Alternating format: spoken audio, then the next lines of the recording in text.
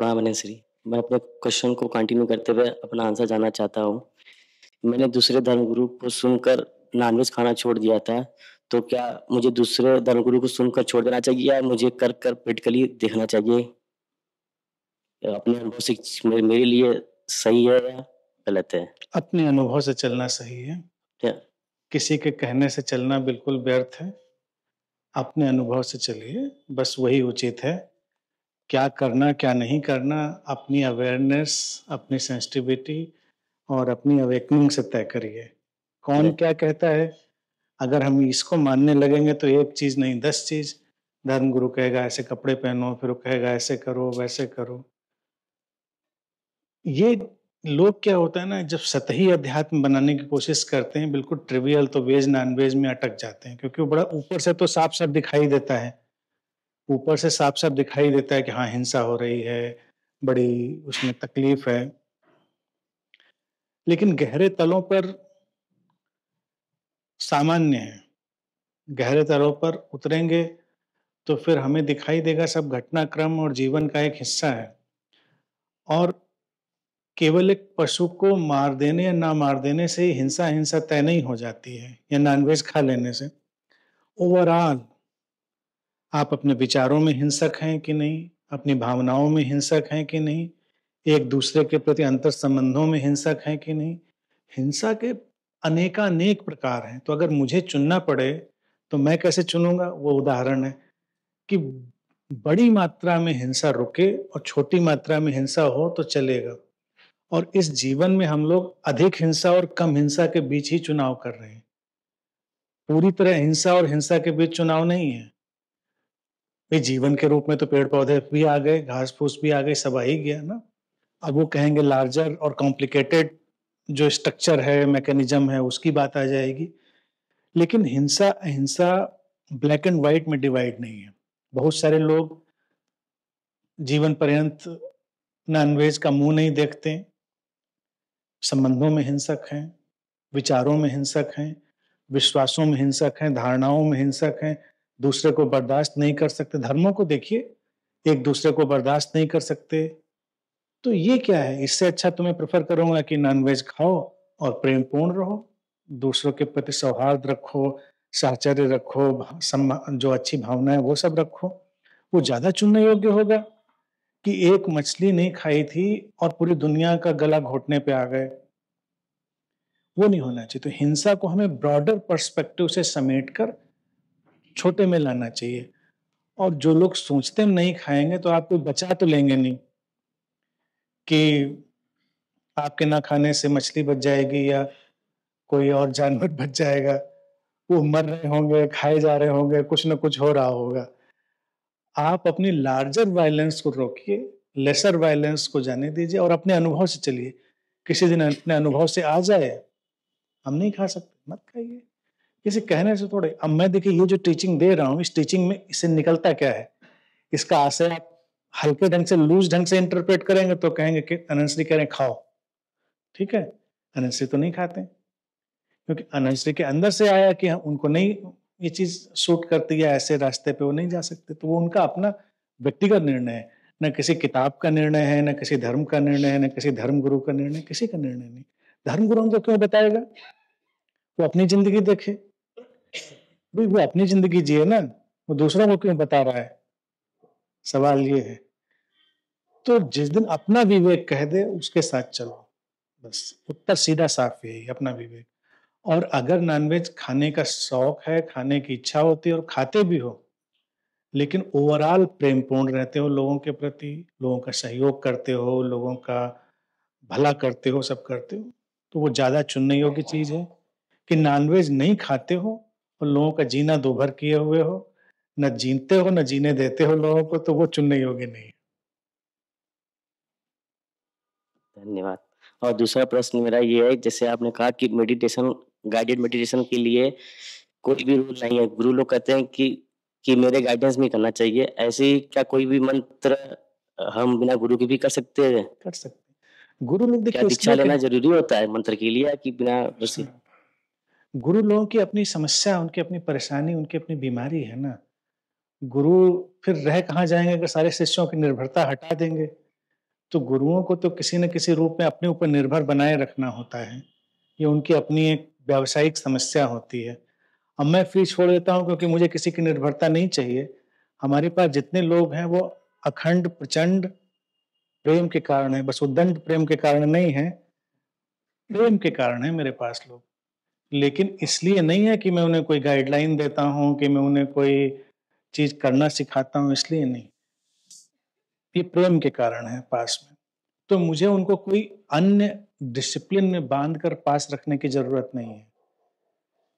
गुरु लोग कहते हैं कि मेरे बिना नहीं हो पाएगा, इसलिए क्योंकि वो निर्भरता बनी रहे।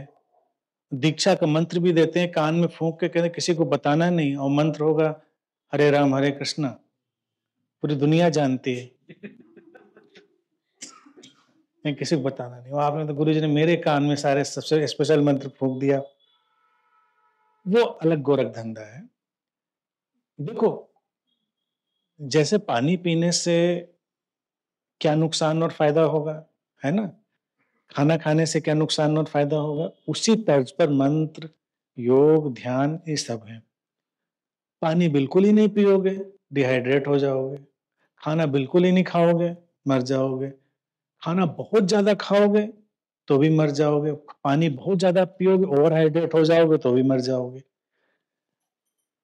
तो जो इन चीजों पर लागू होता है वही ध्यान, योग, मंत्र सब पर लागू होता है कि मिडल पाथ, अति नहीं ना अति इधर की, ऐसा नहीं बिल्कुल ही हम कुछ ना करें तो भी ढीला छोड़ दिया, करिए, नुकसान कोई नहीं। जैसे पानी अगर हमको 4 गिलास पीना चाहिए, हमने महीने भर 2 गिलास पिया, क्या होगा? मर थोड़े जाएंगे। 2 गिलास पिया ना, नुकसान नहीं होगा। अब 4 भी किसने बताया था कि जरूरी है? हमारे लिए हो सकता है तो ही ठीक हो, उस समय दादर है साइड। तो मूल पॉइंट, मूल बिंदु ये है इस समय कि ध्यान अगर ठीक से नहीं करोगे, कोई मंत्र का उच्चारण या जाप ठीक से नहीं करोगे, तो ज्यादा से ज्यादा उसका उतना परिणाम नहीं आएगा जो आना चाहिए। कुछ जो आना चाहिए उतना आ जाएगा, इतनी सी बात है। ठीक है, करेक्टली कर लोगे तो ठीक है। अब जैसे योगासन है, उनका एक डिसिप्लिन, एक सिस्टम है ना, कि ऐसे ही बैठेंगे। अब इस आसन में बैठने को तो पद्मासन नहीं कह देंगे कि पद्मासन में बैठे, लेकिन मैंने पद्मासन की डेफिनेशन अलग दी थी, सुनी नहीं सुनी? मैंने कहा था कि जब संसार में डिटैच्ड होकर कोई बैठता है जीवन में, पद्मासन में बैठता है, तो या तो डिटैच्ड होकर जैसे जल में कमल बैठ जाता है पद्म, वैसे हो जाओ तो पद्मासन में हो, कहीं भी रहो, या जो डिसिप्लिन है उसको फॉलो करो।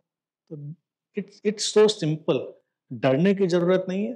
ध्यान देखिए बहुत अच्छी और मनुष्य के इतिहास में खोजी गई सुंदर चीजें हैं, उनका उपयोग करना चाहिए, अति से बचना चाहिए। अगर दिन में रोज 10 घंटे ध्यान करने लग जाओगे तो बाकी क्या करोगे? तो नींद बहुत अच्छी है तो 12 घंटे 18 घंटे तो सोने से कुछ ज्यादा अच्छी नहीं हो जाएगी।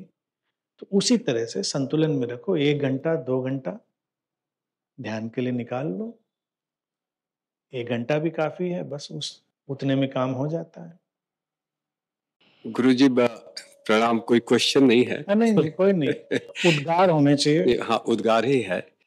कल हम लोगों का जो इंस्टेंटेनियस रिएक्शन था ये पास्ट लाइफ रिग्रेशन को लेकर, कि जब पास्ट लाइफ ही नहीं हो रहा है तो पास्ट लाइफ में रिग्रेस क्यों करें।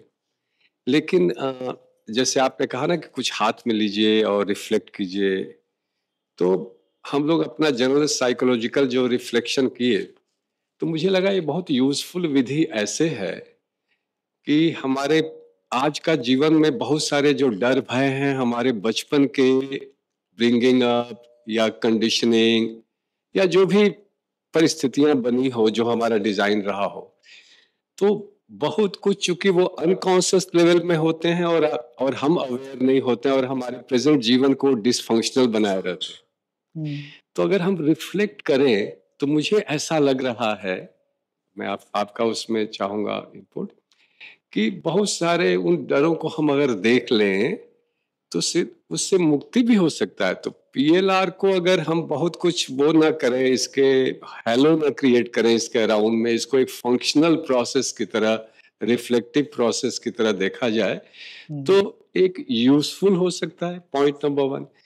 पॉइंट नंबर 2, अगर ये विजुअलाइजेशन और इमेजिनेशन का भी अगर खेल है तो उसको भी जैसे करते ही हैं लोग भाई। ये जो है जो एक सबसे पावरफुल बुक आई थी क्या, अट्रैक्शन, या जो आप विजुअलाइज करो, अट्रैक्ट करो, सीक्रेट, सॉरी, तो उसका भी है ये न्यूरो लिंग्विस्टिक प्रोग्रामिंग, एनएलपी का भी एक व्यापार है उसके अराउंड।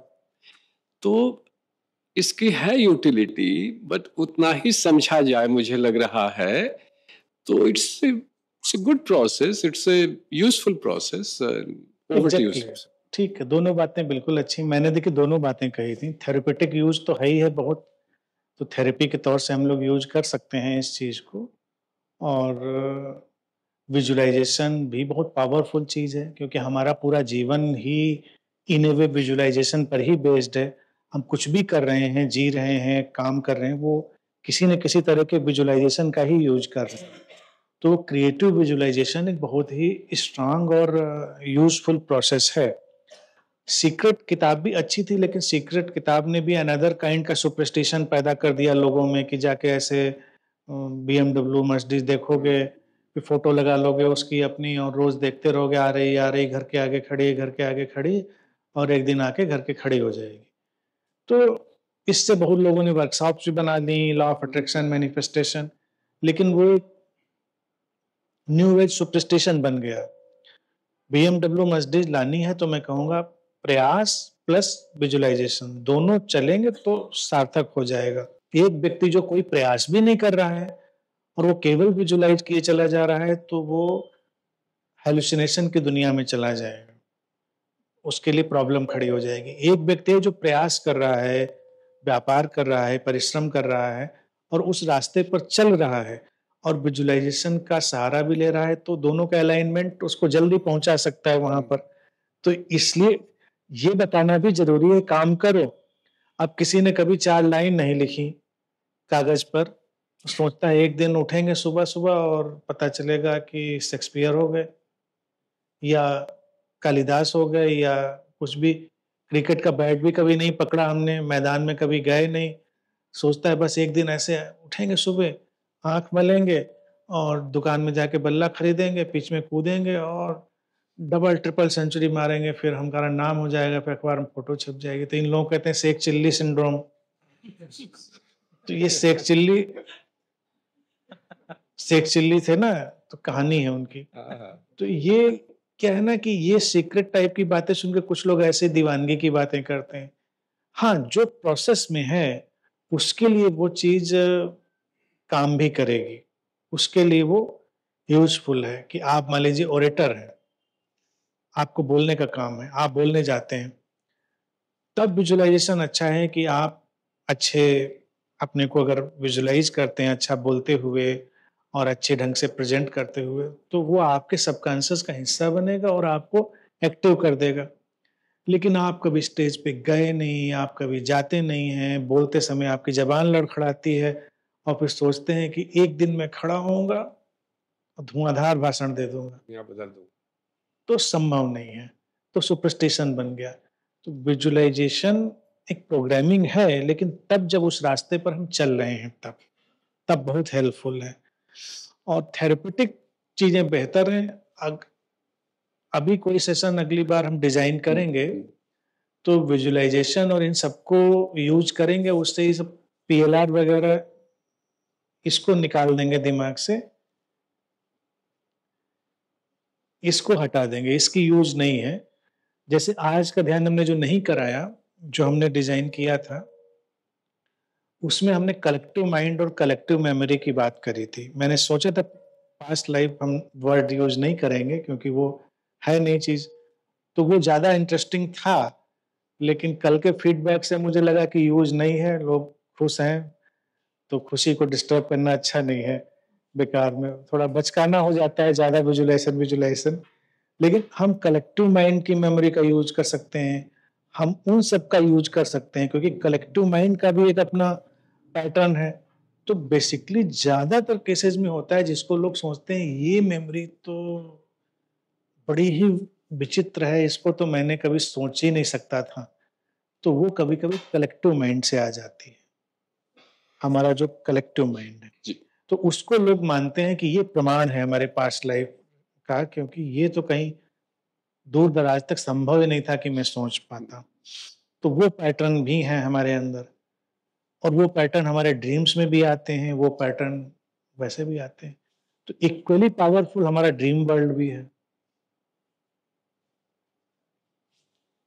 इनफैक्ट जो दूसरी बात हम लोग जो कल किए आस्था की बात, कि जैसे हम लोग कुंभ में जा रहे हैं, चाहे हम लोग कल थोड़ा सा सीजन 1 टाइप की बात कर रहे थे हम लोग, तो सीजन 2 की तरह इसको अगर लें तो आप भी तो यही कहते हैं कि सब कुछ जो ओवरऑल अस्तित्वगत प्लान के तहत घट रहा है और करता नहीं है कोई, जैसे इवेंट्स आर हैपनिंग, तो पर्सनल डूअर नहीं है। तो ये भी एक हमारा विश्वास है कि हमारी माँ ठीक कर देगी, हमारे भोलेनाथ ठीक कर देंगे, हमारे हनुमान जी ठीक कर देंगे। तो ये भी विश्वास जो है, ये आस्था जो है, ये भी कहीं ना कहीं आपका जो देशना है कि सब कुछ ओवरऑल अस्तित्वगत है और अस्तित्व लाइफ सपोर्टिंग है, अस्तित्व लाइफ सपोर्टिंग है, शुभ करता है।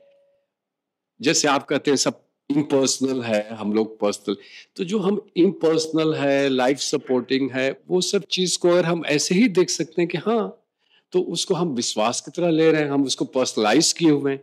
जो इम्पर्सनल सत्ता है जो आप कह रहे हैं, और जो जनमानस के लोग हैं, हम उसको भगवान का रूप दे दिए हैं, वही अंतर है।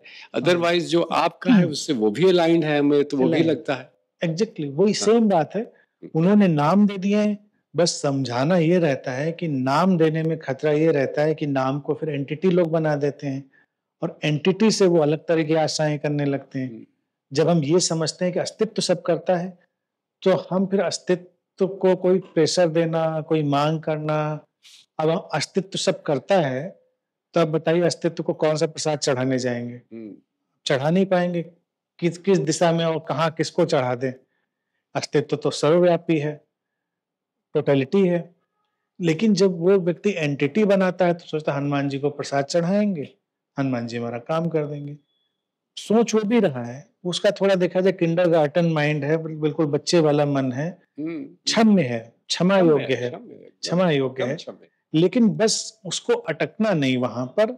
मेरी समस्या जो मैंने कहा था उन लोगों से नहीं है, बीच के जो ये बिचौलिए लोग होते हैं, जो धर्मगुरु, जो उसको वहीं पर अटकाना चाहते हैं, वो समस्या खड़ी करते हैं कि जाके 21 मंगलवार हनुमान जी के मुंह पे बंधन पोतना, तो 22वें दिन वो गदा से धुनेंगे तुमको। हाँ, और 2100 इतना लड्डू खाना, ये सब जब आ जाता है यही गड़बड़ है। अदरवाइज वो भाव से अगर कर रहा है बंदा तो अच्छा है, उससे उसकी शुद्धि हो रही है, अर्पण कर रहा है। वो देखो प्रतीक, अच्छा बात है। वो प्रतीक पता नहीं दिख नहीं रहा कहाँ है। हाँ। अच्छा प्रतीक बेटा, ये बड़ा मंगल होता है हाँ। हनुमान का, ये तो बेचारा नहीं, ये तो समझते हैं इनका रेडियो सिटी से है, ये कितने किलो का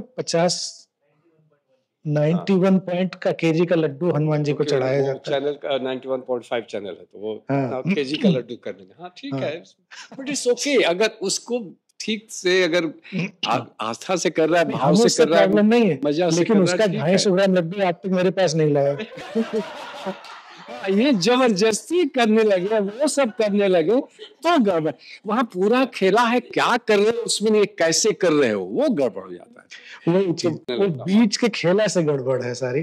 बाकी लोग तो देखिए क्या है ना कि लोग अपनी आस्थाओं को कोई नाम दे देते हैं। जैसे लोग क्या है ना, बच्चे भी किसी भी चीज को नाम दे देते हैं, तो उन नाम देने का नेचर भी ह्यूमन बिहेवियर में पड़ा हुआ है। वो किसी भी चीज को नाम दे देते हैं, लोग अपने हाथ को नाम दे देते हैं, अपने कान को नाम दे देते हैं, तो बहुत सारी चीजें हैं।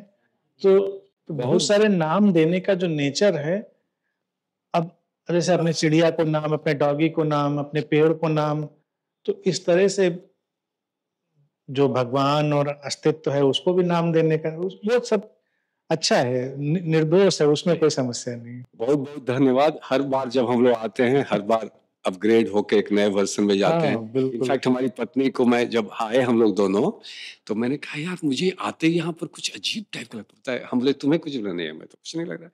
तो हम बोले यार मेरे को जब भी यहाँ आता हो ना, तो ये बोलते हैं कि वहां तुम रहते हो तो सबको बदलना चाहते हो, यहाँ रहते हो तो सबको एक्सेप्ट करते हो शायद।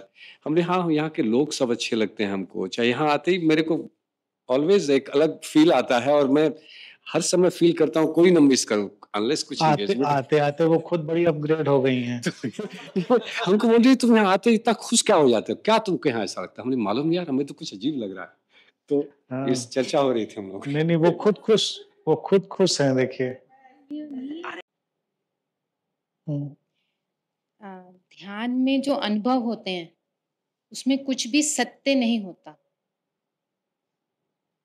और सत्य का कोई अनुभव नहीं होता।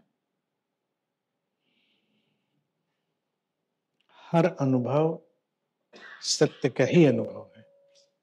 ऐसा कोई भी अनुभव नहीं जो सत्य का अनुभव नहीं है। यहाँ तक कि जो भ्रम है वो भी सत्य का एक भ्रमपूर्ण अनुभव है, लेकिन वो अनुभव सत्य का ही है, क्योंकि जो है उसके सिवा और कुछ हो क्या सकता है, वही है। तो वो अनुभव में भी है, अनुभव के छद्म रूप में भी है, वो सब है। अनुभव ध्यान के अनुभव हैं, वो इसलिए झूठे होते हैं क्योंकि उनको हम अपनी मानसिक कल्पनाओं से रचते हैं। हमारे रचने के कारण वो सेकेंड हैंड एक्सपीरियंस हो जाते हैं। अंततः ये जो कुछ भी है एक अनुभव ही तो है। ये अनुभव है, ये सत्य का अनुभव है। फिर इसके बाद जब उसको थोड़ा और व्यापक परिप्रेक्ष्य देंगे हम, तो व्यापक परिप्रेक्ष्य ये है कि जैसे सागर में लहरें उठी तो लहर भी सागर का ही अनुभव है। उसमें जो झाग बना, जो बुलबुले बने, वो भी सागर का ही अनुभव है। तो जो बुलबुला ट्रांजिएंट ऐसे चट से फूट के खत्म हो जाता है, हम ये नहीं कह सकते कि वो व्यर्थ है, बेकार है। वो सागर का ही अनुभव है और वो प्रोसेस का हिस्सा है। कभी कभी इल्यूजन भी प्रोसेस का हिस्सा होता है। झाग जो बना लहर के बीच में आते आते, जो लहर के जाते जाते खो जाएगा, बना तो है ना, बना है प्रोसेस से, तो वो भी सागर ही है। तो सत्य के सिवा और कोई अनुभव नहीं है, सब अनुभव सत्य के। सारी रिफ्लेक्शंस भी रियल का है, और मून भी सन का लाइट से आ रहा है, वो भी सत्य को ही दिखा रहा है। लेकिन हमें अपनी थोड़ी समझदारी बढ़ाकर उससे आगे बढ़ के देखना। परसेप्शन, हम अपने परसेप्शन को इनलार्ज करते हैं। जब परसेप्शन को इनलार्ज करते हैं तो हम देखते हैं भी सत्य है। जैसे हमने सपनों की बात अभी करी, नींद के सपनों की ही बात करी, तो जो लोग मनोविज्ञान नहीं जानते, जो स्वप्न के मनोविज्ञान और विज्ञान से परिचित नहीं, उनके लिए सब इल्यूजन है, सपना है, बेकार है। लेकिन जब हम सपनों की परतें खोलकर अंदर प्रवेश करते हैं तो पता चलता है ये तो हमारे जीवन का एक और यथार्थ है। तो इसलिए वो भी उतना ही जरूरी है। देखने का पर्सपेक्टिव बदल गया, डेप्थ बदल गई। 1900 में जब फ्रायड ने ड्रीम्स एंड एनालिसिस अपनी बुक लिखी, 1900 में, बहुत पहले, बाद में तो बहुत रिसर्च और आज के टाइम में तो बहुत एडवांसमेंट हो गया। तो पहली बार उसने नींद में देखे जाने वाले सपनों को लिस्ट और कैटेगराइज किया, और वो मानवीय इतिहास में एक क्रांति थी कि जो लोगों को लगा अच्छा इतना बेकार जिसको हम समझते हैं वो इतना काम का है, वो हमारे बारे में इतना कुछ बताता है, तो वो एक क्रांति हुई। तो इसके बाद फिर बहुत उस पर स्टडीज हुई। आज तो हम अगर 3 महीने किसी के ड्रीम्स की स्टडी कर लें तो उसके व्यक्तित्व का हम 70% जान सकते हैं कि ये व्यक्ति है क्या। और तमाम ऐसे आध्यात्मिक जो पद्धतियां थी वो रही, और गुरजेफ भी उनमें से एक व्यक्ति थे। ऐसे गुरजेफ बहुत सारे वियर्ड चीजें करते थे। तो गुरजेफ की एक सिस्टम ये भी था कि वो कहते थे, जब साधक आता था रोज क्लास लगती थी, सपना सुनाओ, तुमने क्या देखा, तुमने क्या देखा, तुमने क्या देखा। एक उसका ये सिस्टम था, और उसी की टीचिंग में ये टीचिंग थी कि एक दिन ये पूरा संसार सपना है, इस तरह से तुम देखने लग जाओ। ये हाईएस्ट टीचिंग थी। और सपना और फिर शराब पिलाना भी, जैसे साधक आया, पियो, खूब पियो, पीने के बाद फिर बात करना। तो कहता जो अंदर छुपा था पीने के बाद बाहर निकल के आया व्यक्ति के। तो इसी तरह से सपना बिना शराब पिए हमारे अचेतन को निकालने का एक सिस्टम है। अगर ईमानदारी से हम अपने सपनों को नोट डाउन करें, शेयर करें, तो हमारे बारे में बहुत कुछ बताता है कि हमारे अंदर क्या चल रहा है। तो उस पर्सपेक्टिव से वो भी बेकार नहीं है, वो भी रियलिटी का ही, सत्य का ही एक अलग झरोखा है। सत्य को देखने का एक अलग खिड़की है वो। हमने एक बार मीटिंग में भी ये बात कह रही थी कि जो बुद्ध होते हैं उनको भी सपने आते हैं, लेकिन वो उनकी अवेयरनेस के कारण आते हैं, उनको नहीं। पता होता है। नहीं, ये मिथ है। देखिए क्या होता है ना, बुद्ध लोगों की बीमारी एक और होती है, तथाकथित बुद्धों की। वो हर बात में अपने को ऊपर रखना चाहते हैं कि आम आदमी को सपना आता है अचेतन होने के कारण, हमको आता है अवेयर होने के कारण। नहीं, सपनों का प्रोसेस एक ही है। जैसे हमारे पेट में वही बाइल जूसेस, वही स्टमक एसिड्स खाने को पचाते हैं, एक बुद्ध के पेट में भी वही काम करता है और एक नॉर्मल इंसान के पेट में भी वही जूसेस खाने को पचाते हैं। तो जो मैकेनिज्म है सपने का, वो एक बुद्ध का भी वही मैकेनिज्म है और एक नॉर्मल इंसान का भी वही मैकेनिज्म है। बुद्ध के मैकेनिज्म में क्या है कि चूंकि उसकी अवेकनिंग, अवेयरनेस बहुत रिफाइंड हो चुकी है, तो ऑब्वियसली उसके सपने भी रिफाइंड हो जाएंगे। लेकिन प्रोसेस वही होगा। प्रोसेस वही होगा कि अचेतन, अवचेतन में गई हुई चीजें, कलेक्टिव माइंड में गए हुए तमाम चीजों की प्रोसेसिंग, उस प्रोसेसिंग के बाद निकली हुई कोई चीज, तो वो उसके लिए होगी। और ये तमाम लोग ऐसे बोल देते थे, जैसे बुद्ध क्या होता है, इंसान ही तो होता है और वो अपने अनुभव से बोलता है, झूठ नहीं बोलता है। मेरे आसपास अभी इतने लोग बैठे हैं, सबसे एक एक से पूछे, जिसमें एक आध तो ऐसा निकली आएगा जो कहेगा मुझे सपने नहीं आते। तो क्या वो बुद्ध हो गया? सपने नहीं आते, ऐसे कई लोगों ने कहा कि बुद्धों को सपने नहीं आते। तो अगर किसी को सपने नहीं आते तो क्या वो बुद्ध हो गया? ऐसा नहीं।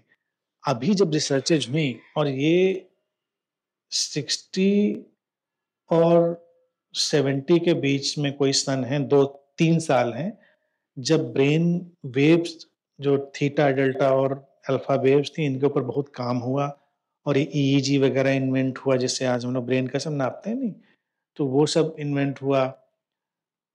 उसी समय आरईएम स्लीप की डिस्कवरी हुई कि ये आंखों का जो नींद में मूवमेंट चल रहा है पलक पुतलियों का, ये एक पैटर्न है ड्रीम का। REM, non REM sleep, sleep laboratories develop हुई, ये सब हुआ। तो रिसर्चेज में ये बात सामने आ गई कि दुनिया में ऐसा कोई भी व्यक्ति नहीं जिसको सपने नहीं आते, क्योंकि सब रात में आरईएम फेज में, नॉन आरईएम फेज में और डीप स्लीप के फेज में, तीनों फेज में हर कोई जाता है। कई लोग ऐसे जरूर होते हैं जिनको याद नहीं रहता, उनको उनको एक सुबह उठेंगे उन्हें सब धुंधला धुंधला हेजी हेजी से, किसी को ज्यादा याद रहता है, किसी को बहुत याद रहता है। तो सपने आते सबको हैं। आप किसी बुद्ध को मान लीजिए इस कंडीशन में था कि उसको नहीं याद रहते थे, तो उसने कह दिया कि बुद्धों को सपने नहीं आते। तो क्रिटिसिज्म ये नहीं कि वो गलत कह रहा है, वो अपने अनुभव से बिल्कुल सच कह रहा है, क्योंकि उसको याद नहीं रहते।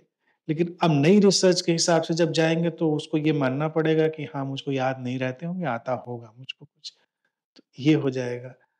अब आम आदमी के सपने उसको हो सकता है छोटी छोटी बातों का इशारा करते हों, और बुद्ध को आ रहे हुए सपने हो सकता है बड़ी बड़ी बातों का इशारा करते हों।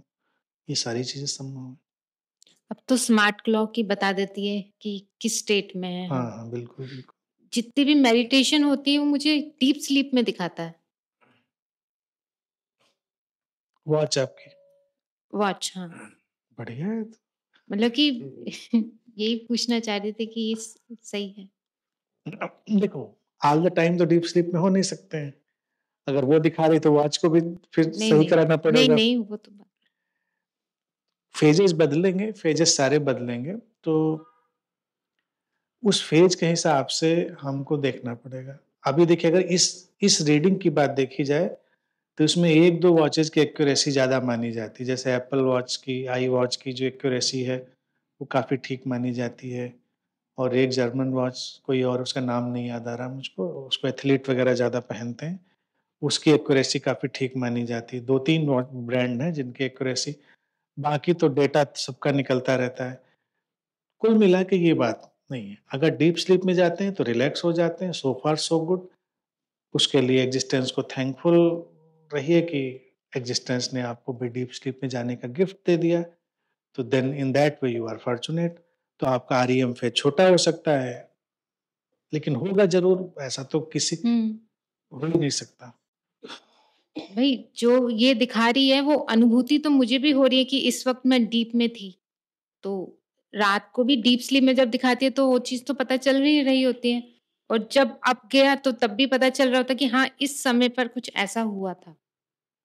और ये इंडिकेट डीप स्लीप के बारे में जानना चाहिए। डीप स्लीप को योग में कहते हैं सुषुप्ति। डीप स्लीप में कोई अनुभूति नहीं होती, अनुभूति रहित घटना जो है वो डीप स्लीप होती है। तो डीप स्लीप की कोई अनुभूति, हाँ मतलब कि ना होने की अनुभूति। डीप स्लीप बस है, उसके बाद आते हैं कि बड़ा अच्छा लगा, फ्रेश हो गए, बस डीप स्लीप इज दैट। अगर डीप स्लीप में भी ये पता है कि डीप स्लीप है, तो वो डीप स्लीप ना होके, हमारी वॉच में कोई टर्म आता है, अभी याद नहीं आ रहा है वो, उसको कोई और टर्मिनोलॉजी वो कहते हैं, वो वाली स्लीप कोर स्लीप होती है। That is core sleep. REM light sleep, sleep. Core sleep और डीप स्लीप। तो वो कोर स्लीप होती है, डीप से उथली है, आरईएम से थोड़ी डीप है। जब हम ये जान सकते हैं कि हाँ डीप है, बड़ा अच्छे से सोए हम। जब रियल में डीप स्लीप आती है तब क्या होता है, आप सुबह शाम भूल जाते हैं, दोपहर और रात भूल जाते हैं, अचानक आंख खुलती है और याद नहीं आता कि रात में सोए थे कि दोपहर में सोए थे।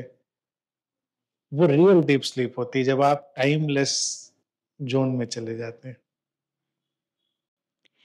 हमारे जैसे 5 शरीर होते हैं, और अन्नमय कोश, मनोमय कोश, प्राणमय कोश और विज्ञानमय कोश और आनंदमय कोश।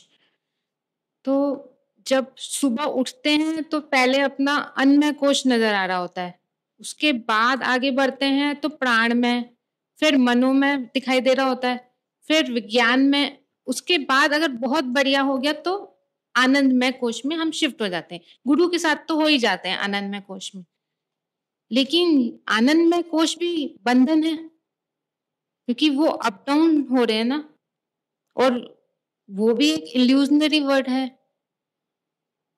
मजा तो आता है ना उसमें, आनंद में, आनंद तो आता है आनंद में।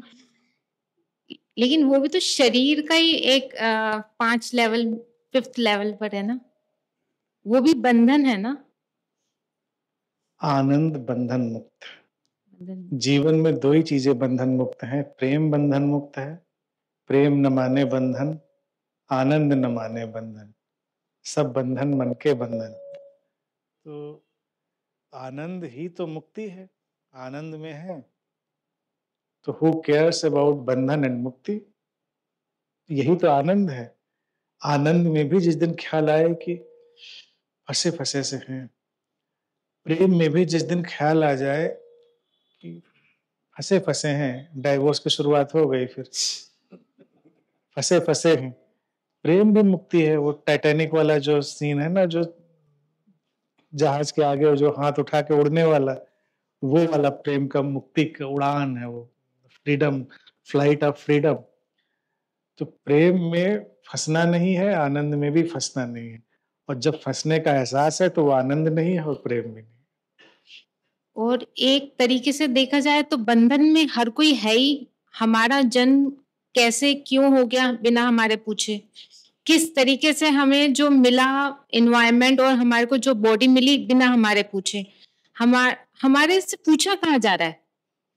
बंधन तो अगर आप कहो कि आजादी चाहिए तो भाई हम आ ही गए हैं वहीं से। आजादी कहाँ, सोच के लेवल पर हम अपने आप को आजाद कर सकते हैं, बाकी तो दैट्स ट्रू। जीवन है तो हर एक किस्म का बंधन है, बाकी बंधनों से पीड़ित नहीं होना है। बंधनों से पीड़ित क्यों होंगे, बाकी तो ये कॉन्सेप्ट है, बंधन और मुक्ति कॉन्सेप्ट है, वो कोई असली में थोड़ा ही बंधा पड़ा है। तो जिसने बंधा हुआ मान लिया वो बंधा हुआ है। का अभिमानी सदैव मुक्त है और बद्ध का अभिमानी सदैव बद्ध। हाँ राइट, देखो ये सही है। अष्टावक्र बोले तो सही हो। राइट। प्रणाम अनंत श्री। कल आपने बात की थी कि डूइंग और बीइंग के बीच में मतलब बैलेंस होना चाहिए, और एक तरफ हम अकर्ता की भी बात करते हैं, तो अकर्ता को देखते हुए हम दोनों के बीच में कैसे सामंजस्य बिठाएं? राइट, बस इतने क्वेश्चन को भी पॉज दीजिए, समझ लीजिए, सभी के लिए समझना का बड़ा काम का है, फिर दूसरा बात पूछिएगा। अकर्ता और कर्म में कोई अंतर विरोध नहीं है। अकर्ता एक समझ है, अकर्ता एक अंडरस्टैंडिंग है कि हम करने वाले नहीं, ट्रिलियंस ऑफ ट्रिलियंस पॉसिबिलिटीज से टकराते हुए कोई कर्म बनता है जो हमारे शरीर में से घट जाता है। कर्म अक्सर लोग यही प्रश्न उठाते हैं, और बिगनर्स तो बहुत ज्यादा उठाते हैं कि अगर अकर्ता हम हो जाएंगे तो हम कुछ करें क्यों? हम करने के लिए डिजाइन्ड हैं, हम करेंगे ही, हमारे माध्यम से किया ही जाएगा, हमारे माध्यम से वो किया ही जाएगा, इसलिए उसमें कोई करने का विरोध नहीं है। उल्टा तो ये होता है, जो अकर्ता की समझ में ठहरा व्यक्ति होता है वो बहुत ज्यादा कर्म कर सकता है। जैसे श्री कृष्ण कर्ता की टीचिंग दे रहे हैं, अब देखो उनसे ज्यादा सक्रिय व्यक्ति कौन मिलेगा? इधर रोमांस, उधर युद्ध, इधर बांसुरी, उधर शंख, उधर चक्र, सब ना, आदमी कांस्टेंट बिजी है। तो अकर्ता से हम समझ लेते हैं कि ये जो हमारे माध्यम से कर्म हो रहा है, ये केवल एक हमारे माध्यम वाली घटना है। कर्म तो होगा, क्योंकि हमारा देखिए शरीर डायनामिक डिजाइन्ड है, मन डायनामिक डिजाइन्ड है, तो शरीर मन ऐसा डिजाइन नहीं कि वो बिल्कुल स्टिल हो जाएगा। अगर कोई व्यक्ति मान लो ये ठान ले कि हम कुछ भी नहीं करेंगे, तो थोड़ी देर के बाद वो फिर भी कुछ ना कुछ करने लग जाएगा। पहले तो उसका मन के तल पर करना शुरू हो जाएगा, फिर शरीर के तल पर भी आप उठेंगे, कुछ ना कुछ करने लगेंगे, कमरे में ही आप टहलेंगे, कभी कुछ ना कुछ। तो हम डिजाइन्ड है करने के लिए। तो जब हम करने के लिए डिजाइन्ड ही हैं, तब हमको उस करने और होने के बीच एक संतुलन साध लेना चाहिए।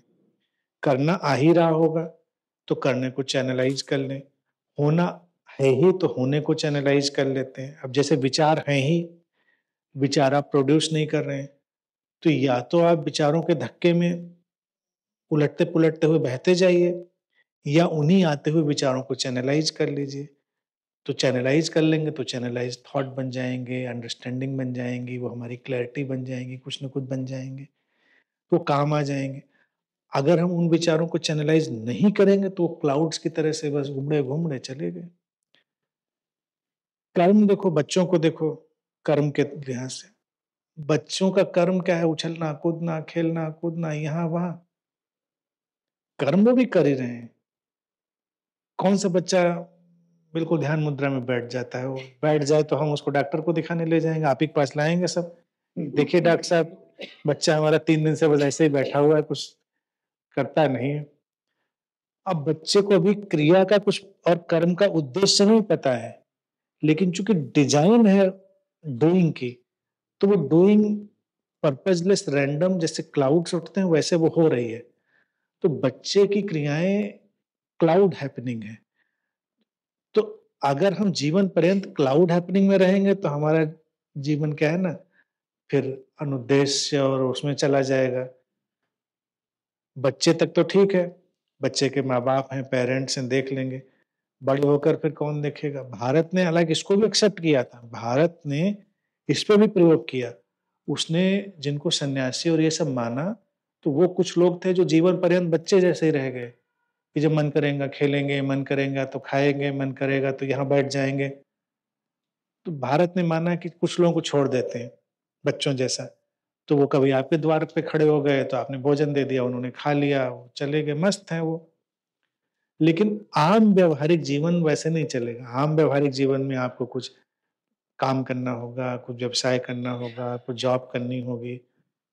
धीरे धीरे हम ऐसे ही प्रोडक्टिव जोन में पहुंच चुके हैं।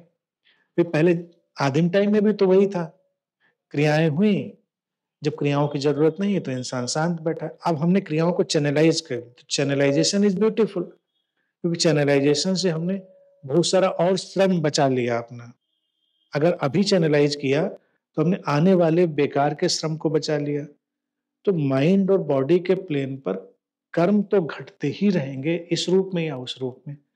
अकर्ता कर्म के बीच में नहीं खड़ा, अकर्ता कर्म और अकर्म के पार है, कि समझ है, अंडरस्टैंडिंग है वो। इसलिए कोई फर्क ही नहीं पड़ता। बैलेंस लाने में क्या फर्क? बैलेंस आपने कहा कि मैं अभी जाता हूँ 5 किलोमीटर दौड़ के आता हूँ, डूइंग में, लेकिन समझ ये है कि दौड़ना घट रहा है, in need of the moment है, शरीर मन को ऑपरेट कर रहा है, दौड़ना घट रहा है, दैट्स ऑल। तो समझ के साथ में वो बोझ नहीं बना। लेकिन अगर मैं दौड़ रहा हूं तो आप बोझिल हो जाएंगे। अगर वो नहीं दौड़ेंगे और डूइंग का मोमेंटम बन रहा था तो वो डूइंग का मोमेंटम माइंड में चला जाएगा। माइंड ने अगर उसको रिजेक्ट कर दिया तो बॉडी में कई कॉम्प्लेक्सेस के रूप में आ जाएगा। जिस फोर्स को माइंड रिजेक्ट कर देता है चैनलाइज करने से, वही फोर्स हमारे बॉडी में तमाम तरह का सिंड्रोम बन के कलेक्ट हो जाता है। तो जो आप कह रहे थे वही होता है, कहीं लगेगा यहाँ पेन हो रहा है तो कोई लगेगा यहाँ जकड़ गया, गर्दन टेढ़ी हो गई, हमें ये प्रॉब्लम हो गई। अगर माइंड उनको रिलीज कर दे तो भी बात बन जाएगी कि रिलीज हो गई, लेकिन माइंड हर चीज को लेता नहीं है, तमाम फोर्सेस को माइंड रिजेक्ट कर देता है। तो इसीलिए बेहतर होता है कि दोनों को अपने अपने काम करने दिए जाए, बॉडी को अपना काम करने दिया जाए, माइंड को अपना काम करने दिया जाए। दोनों को एक दूसरे का काम करने के लिए हम स्थिति ना बनाए, तो दोनों का रिजेक्शन नहीं होगा। तो दोनों की तरफ से जो चीजें रिजेक्ट नहीं होंगी तो चीजें बनी रहेंगी। आज के टाइम में देखिए हमारे पास सिविलाइज्ड होने के और जॉब वगैरह में होने के कारण वो वाली एक्टिविटीज नहीं है जो पहले, जब व्यक्ति प्रिमिटिव था, एक रहता था। तो अब हमको अपनी बॉडी को स्वयं ही कुछ एक्टिविटी देनी पड़ती है। यही है डूइंग को, यही बैलेंस करना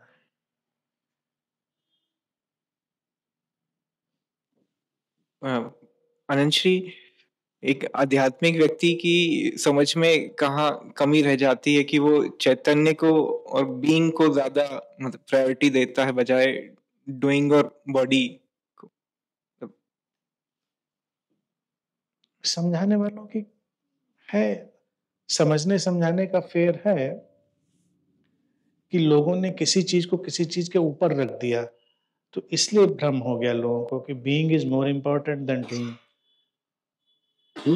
सब बराबर है। जैसे जब अभी भगवत गीता पे पूरी सीरीज मैंने बोली थी, तो आप है ना उसमें, शायद सुन रहे नहीं सुन रहे, मेंबर है ना उसमें चैनल पे, तो सुना होगा। तो उसमें देखिए वो सात्विक राजसिक तामसिक गुणों के बारे में बोलते हैं, और बोलते समय मैं खुद हैरान था। देखिए श्री कृष्ण भी बोल रहे हैं और किसी चीज को सुपीरियर नहीं रख रहे हैं, एक दूसरे के ऊपर नहीं रख रहे हैं। वो केवल उनका डिफरेंस बता दे रहे हैं कि सात्विक पे ऐसे ऐसे होगा, राजसिक पे ऐसे ऐसे होगा, तामसिक पे ऐसे ऐसे होगा।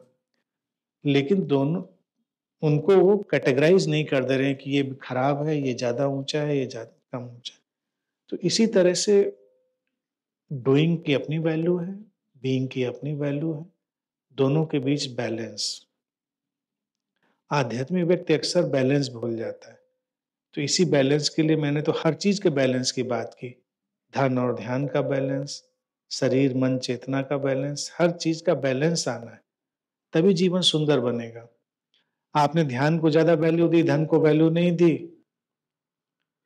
तो आज से 1000 साल पहले चल भी जाता, आज तो नहीं चलेगा।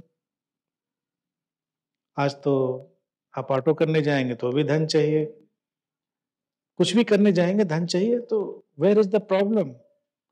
समाज जैसा बना है उसी हिसाब से उसको क्रिएट करिए, उसमें चलिए, तो कोई समस्या नहीं रह जाएगी। संतुलन, आध्यात्मिक व्यक्ति को आज के समय में संतुलन सीखना बहुत जरूरी है। पुरानी टीचिंग्स उसको असंतुलित कई बार बना देती है। प्रणाम आनंद जी। कल का जो PLR हुआ उसके बारे में और आज के सारे में मेरे को थोड़ा डिफरेंस लगा, वो बताना चाहती हूँ। पीएलआर हुआ तो आपने भी एक दो बार बोला था कि हेल्थ इशू क्लियर होते हैं, वो थोड़ा दिमाग में था। अभी मेरे को कुछ प्रॉब्लम हो रहे हैं, अर्थराइटिस की दवा ले रही थी तो वो ज़्यादा स्ट्रांग होने के कारण लीवर पर स्वेलिंग आ गया, तो वो बंद कर दिया वो दवा। अभी बोले कि जब तक लीवर सेट नहीं होगा तब तक बंद रहेगी। तो वो थोड़ा दिमाग में था पीएलआर करते समय कि हेल्थ इशू क्लियर होते हैं। तो पीएलआर पहला जब तक गर्भ में जाते हैं तब तक ठीक हो रहा था, और उसके बाद भी मेरा कंटिन्यू हुआ, क्योंकि एक कोई कंसेप्ट था कि मेरे को मेरा इशू क्लियर करना है। तो उसके बाद भी मेरे को कुछ स्टोरी दिखी, बहुत इंटरेस्टिंग थी, लेकिन वो भी माइंड गेम था लग रहा था, क्योंकि वो कंटिन्यूअस नहीं दिख रही थी, थोड़ी गैप जाके बीच में एक ब्लैंक स्पेस होती थी, उसके बाद एक आधी स्टोरी आती थी, ब्लैंक होता था फिर स्टोरी आती थी। जो मेरा स्वभाव है उस स्वभाव से ही वो जो पिक्चराइज विजुअल कुछ जो भी दिख रहा था वो मेरे स्वभाव से मैच कर रहा था, तो मेरे को लग रहा है कि माइंड का ही था गेम वो। तो ये मेरा जो पीएलआर हुआ वो सही नहीं हुआ कि मैं क्रिएट कर रही थी कि स्टोरी क्रिएट कर रही थी। नहीं, आपने क्रिएट कहाँ किया।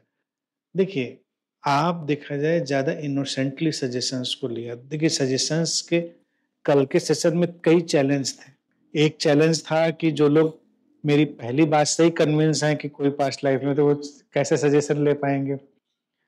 दूसरा था कि जो लोग बिल्कुल हार्दिक रूप से मेरी बात से जुड़े हैं, सोचते हैं चलो इस खेल को भी खेलते हैं, तो वो उसको प्लेफुल लेते हैं। तो आपने देखा जाए ज्यादा इनोसेंटली प्लेफुल्ली उसको लिया, तो माइंड ने अपना विजुअल कुछ क्रिएट कर दिया। वो आपके लिए हेल्पफुल होगा, बस इतनी सी बात है। जो विजुअल आपको आया वो आपके लिए हेल्पफुल होगा। पिछले जन्म का इशू नहीं कि पिछले जन्म की कोई स्टोरी दिखी नहीं, कोई स्टोरी दिखी जो स्टोरी आपके लिए हेल्पफुल हो सकती है, बस इतनी सी बात है। तो ये अच्छी बात है कि आपने रेजिस्टेंस नहीं डाला माइंड पे, आपने छोड़ दिया तो कुछ हुआ। जिन लोगों ने पहली बात याद रखी तो थोड़ा रेजिस्टेंस बन गया तो वो रुक गए। जिन लोगों ने, अब वैसा तो शायद कोई था ही नहीं जो ये सोच के गया कि मुझे पिछला जन्म याद कर लेना है, तो वो भी कर लेता। तो being playful is always good, being playful. तो उसमें अपने अपने रिजल्ट, क्योंकि हम कलेक्टिव माइंड के भी एक पार्ट है ना। आपका माइंड, हम सबके माइंड इंटरकनेक्टेड है, इंटरकनेक्टेड में कलेक्टिविटी है, तो वो कलेक्टिव से भी बहुत कुछ उभरता है जो कि हमारा अपना नहीं, लेकिन वो कलेक्टिव भी हमको सॉल्व करता है हमारी चीजों को, इसलिए वो हुआ होगा। मतलब इन ए वे वो अच्छा है। वो कल का था, थोड़ा मेरे को फिर कंफ्यूज होने लगा कि क्या ये नहीं, वो तो अच्छा ही हुआ। मैंने क्रिएट किया था सब पूरा। हम लोग तो मीडियम है, क्रिएट हो रहा है बस। वो जो स्टोरी थी वो कनेक्टेड थी, मेरे जो प्रॉब्लम्स है उसको कनेक्ट, आपके डीपर माइंड ने आपके लिए हेल्प करी ना, बस यही बात है। आपका डीपर माइंड ने आपको हेल्प करी। जैसे एक पॉडकास्ट हमने किया था, जब हमने इसको संदीप को अपने डीपर माइंड से बात करना सिखाया था, तो 5 मिनट की एक्सरसाइज कराई थी मैंने। उसको हम थोड़ा प्रोलॉन्ग करके आधा 1 घंटे की एक्सरसाइज बना सकते हैं, करा सकते हैं। तो आपको वही लगेगा कि कन्वर्सेशन हो रहा है, बात हो रही है। आप अंदर पूछेंगे कि कोई भी, जैसे अपने हायर माइंड को हमने डीपर माइंड को नाम दे दिया चिन्मय, तो आपने पूछा चिन्मय ये बताइए ये समस्या क्यों है, तो वो आपका हायर माइंड बताएगा इसलिए है, क्योंकि वो आपसे ज़्यादा नोइंग वाला है और आपको सोल्यूशन मिलेगा। तो आपको लगेगा आपकी किसी देवदूत से, एंजल से या परमात्मा से ही बात हो रही है, तो वो एज इट इज है। तो वैसे ये माइंड कन्वर्स करने लगता है इसमें भी। वो वाली एक्सरसाइज भी कभी लंबे में प्रोलॉन्ग कराएंगे। तो जो लोगों को लगता है ना कि मैं किसी महात्मा से, किसी खुदा से बात कर रहा हूँ, हो सकता है ये जो मोहम्मद बाबू हैं, ये जो कुरान लिख डाली इन्होंने ऐसे ही कन्वर्सेशन करके लिखी होगी। अंदर उनको अपने डीपर माइंड से कम्युनिकेशन हुआ होगा, उनका अच्छा ये आया लिख दिया। लेकिन हमारे पुराने ऋषि मुनि भी ऐसे, उनको भी डाउनलोड ही होता था, बिल्कुल ऐसे ही बताते। बिल्कुल बिल्कुल वैसे ही होता है, वैसे ही होता है। अब क्या अनंत स्टिका नहीं होता, अनंत स्टिका भी सब वैसे ही होता है। अब वो डीपर माइंड उन जैसे मेरे जैसे लोगों के केस में क्या होता है, वो डीपर माइंड इंडिविजुअल लोगों को कलेक्टिव डीपर माइंड हो जाता है। तो अगर कोई बात बतानी है तो वो बहुत अनफैथमेबल सोर्स से भी वो निकल के आ जाएगी, वो चीज क्लियर हो जाएगी। और वो मेरा ही या किसी और का ही नहीं, आप लोगों का भी इंडिविजुअल माइंड की बाउंड्री जल्दी ही मेल्ट हो जाती है कलेक्टिव माइंड में, तो आंसर और डीप निकल के आ जाएगा। तो कभी कभी आप खुद हैरान होंगे कि आंसर वो निकल के आ गया जो आपको नहीं पता था, आपकी क्षमता से ज्यादा आंसर आ गया। और आज का जो SRM हुआ उसमें भी कल का थोड़ा कंफ्यूजन था मेरे दिमाग में, कल बात नहीं हुई तो क्लियर नहीं हुआ। तो जब शुरू किया तो थोड़ा अंदर से रेजिस्टेंट था कि कुछ बातों को पता नहीं, अंदर से ऐसे लग रहा था कि कुछ अटकाव डाल रहे हैं हम, मैं खुद डाल रही हूँ उसमें। पर थोड़ी देर के बाद जैसे जैसे आपके सजेशन आ रहे थे वो पूरा खुल गया। तो लाइफ में भी मेरे को ऐसे ही लगता है कि हमारी इच्छा शक्ति थोड़ा अटकाव करती है, रेजिस्ट करती है कि हम यानी जो होना चाहिए वहां तक नहीं पहुंच पाते। और उसके बाद जो सेकंड पार्ट था उसका, जो जोर से हवा चलती है और पेड़ जैसा घूमना है, वो एकदम क्लियर हुआ मेरा, क्योंकि पूरा फर्स्ट पार्ट देखिए, अभी लास्ट का शॉर्ट उत्तर दे दें, अभी जानना भी उन लोगों को। फर्स्ट पार्ट में लोग घबराते इसलिए हैं क्योंकि फर्स्ट पार्ट कभी कभी लोगों के अनकॉन्शियस को ब्लास्ट कर सकता है, और लोग उतना ब्लास्ट होने से रोकना चाहते हैं। उनको लगता है इतना नहीं चाहिए, अचानक एकदम से उनके अंदर से बांध टूट जाए और चीज़ें निकल के आए। तो इसीलिए फर्स्ट पार्ट में अक्सर लोग बड़े कंट्रोल्ड और बड़े सतर्क रहते हैं, बहुत गार्ड के साथ रहते हैं, गार्डेड रहते हैं। लेकिन अगर वो गार्ड हटाया जाए तभी उसका बहुत डेप्थ आती है। क्योंकि अब हमको लगता है सिविलाइज्ड, अभी हम यहीं लोट लोट के रोने लग गए तो अच्छा नहीं लगेगा कि बताइए अच्छी भली पढ़ी लिखी महिला समझदार और लोट लोट के रो रहे, फिर लौटे फिर रोए, फिर लौटे फिर रोए, ज्यादा हो जाएगा।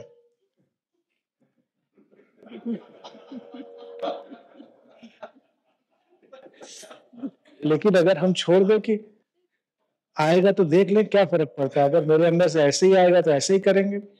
तो कई लोगों के अंदर इतना रोना छुपा हुआ हो सकता है, कई लोगों के अंदर इतना और चीजें इमोशंस छुपे हुए हो सकते हैं, एकदम से निकल के ब्लास्ट हो सकते हैं उनके। तो ब्लास्ट ना हो जाए इसके लिए लोग थोड़ा गार्डेड रहते हैं। तो आगे से जब भी SRM कराएं तो गार्डेड नहीं रहिए, बिल्कुल छोड़ दीजिए फ्री फ्लो। हो सकता है आपको लगे उठ के आप नाचने न लग जाएं, नाचने लग जाइए। हो सकता है आपको लगे हम एकदम उठ के अट्टहास कर रहे हैं तो लोगों को क्या लगेगा, लोगों को जो लगे लगने दीजिए। फर्स्ट पार्ट में हु केयर्स का सबसे मंत्र का यूज करने की जरूरत होती है, हु केयर्स। अगली बार वो भी इंट्रोड्यूस कर देंगे। यानी SRM के फर्स्ट आज यही हो गया है, ये ऐसे हो जाएगा।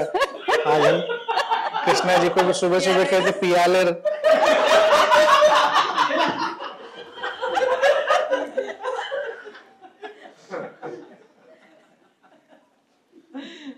उसका फर्स्ट पार्ट थोड़ा लगा, लेकिन सेकंड और थर्ड मेरे को बहुत अच्छा लगा। सेकंड थर्ड देखिए सभी को अच्छे लगेंगे क्योंकि सेकंड थर्ड सूदिंग और इजी गोइंग है। फर्स्ट पार्ट थोड़ा डेयरिंग है, और मैं चाहता हूँ थोड़ा डेयरिंग हो लोग, जरूरी नहीं जबरदस्ती।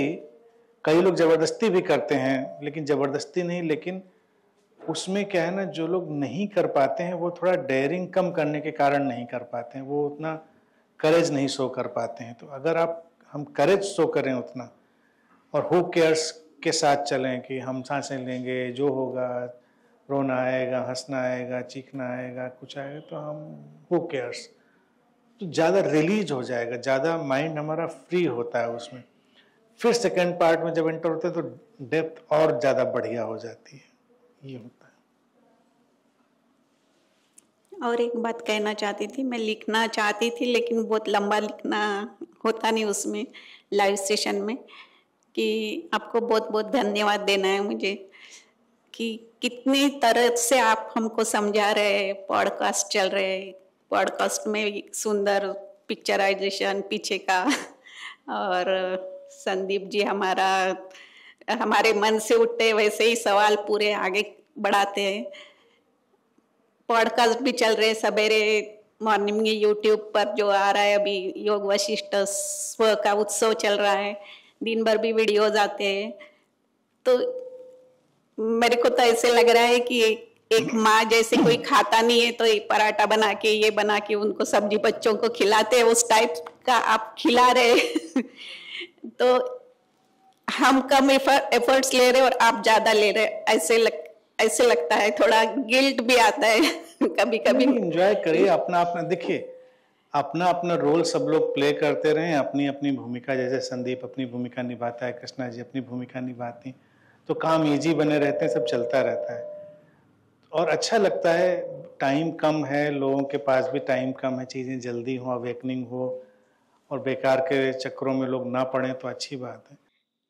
गुरु जी मैं एक बात बोल लूंगी बस, ज्यादा तो मैंने बोलना नहीं। कल से जो यहाँ आए हैं ना, परसों से मेरे ना बिल्कुल जैसे मेरे वो था ही नहीं, दर्द ऐसा हो रहा है। क्या उतर गए? दर्द महसूस नहीं हो रहा है इधर आने के बाद।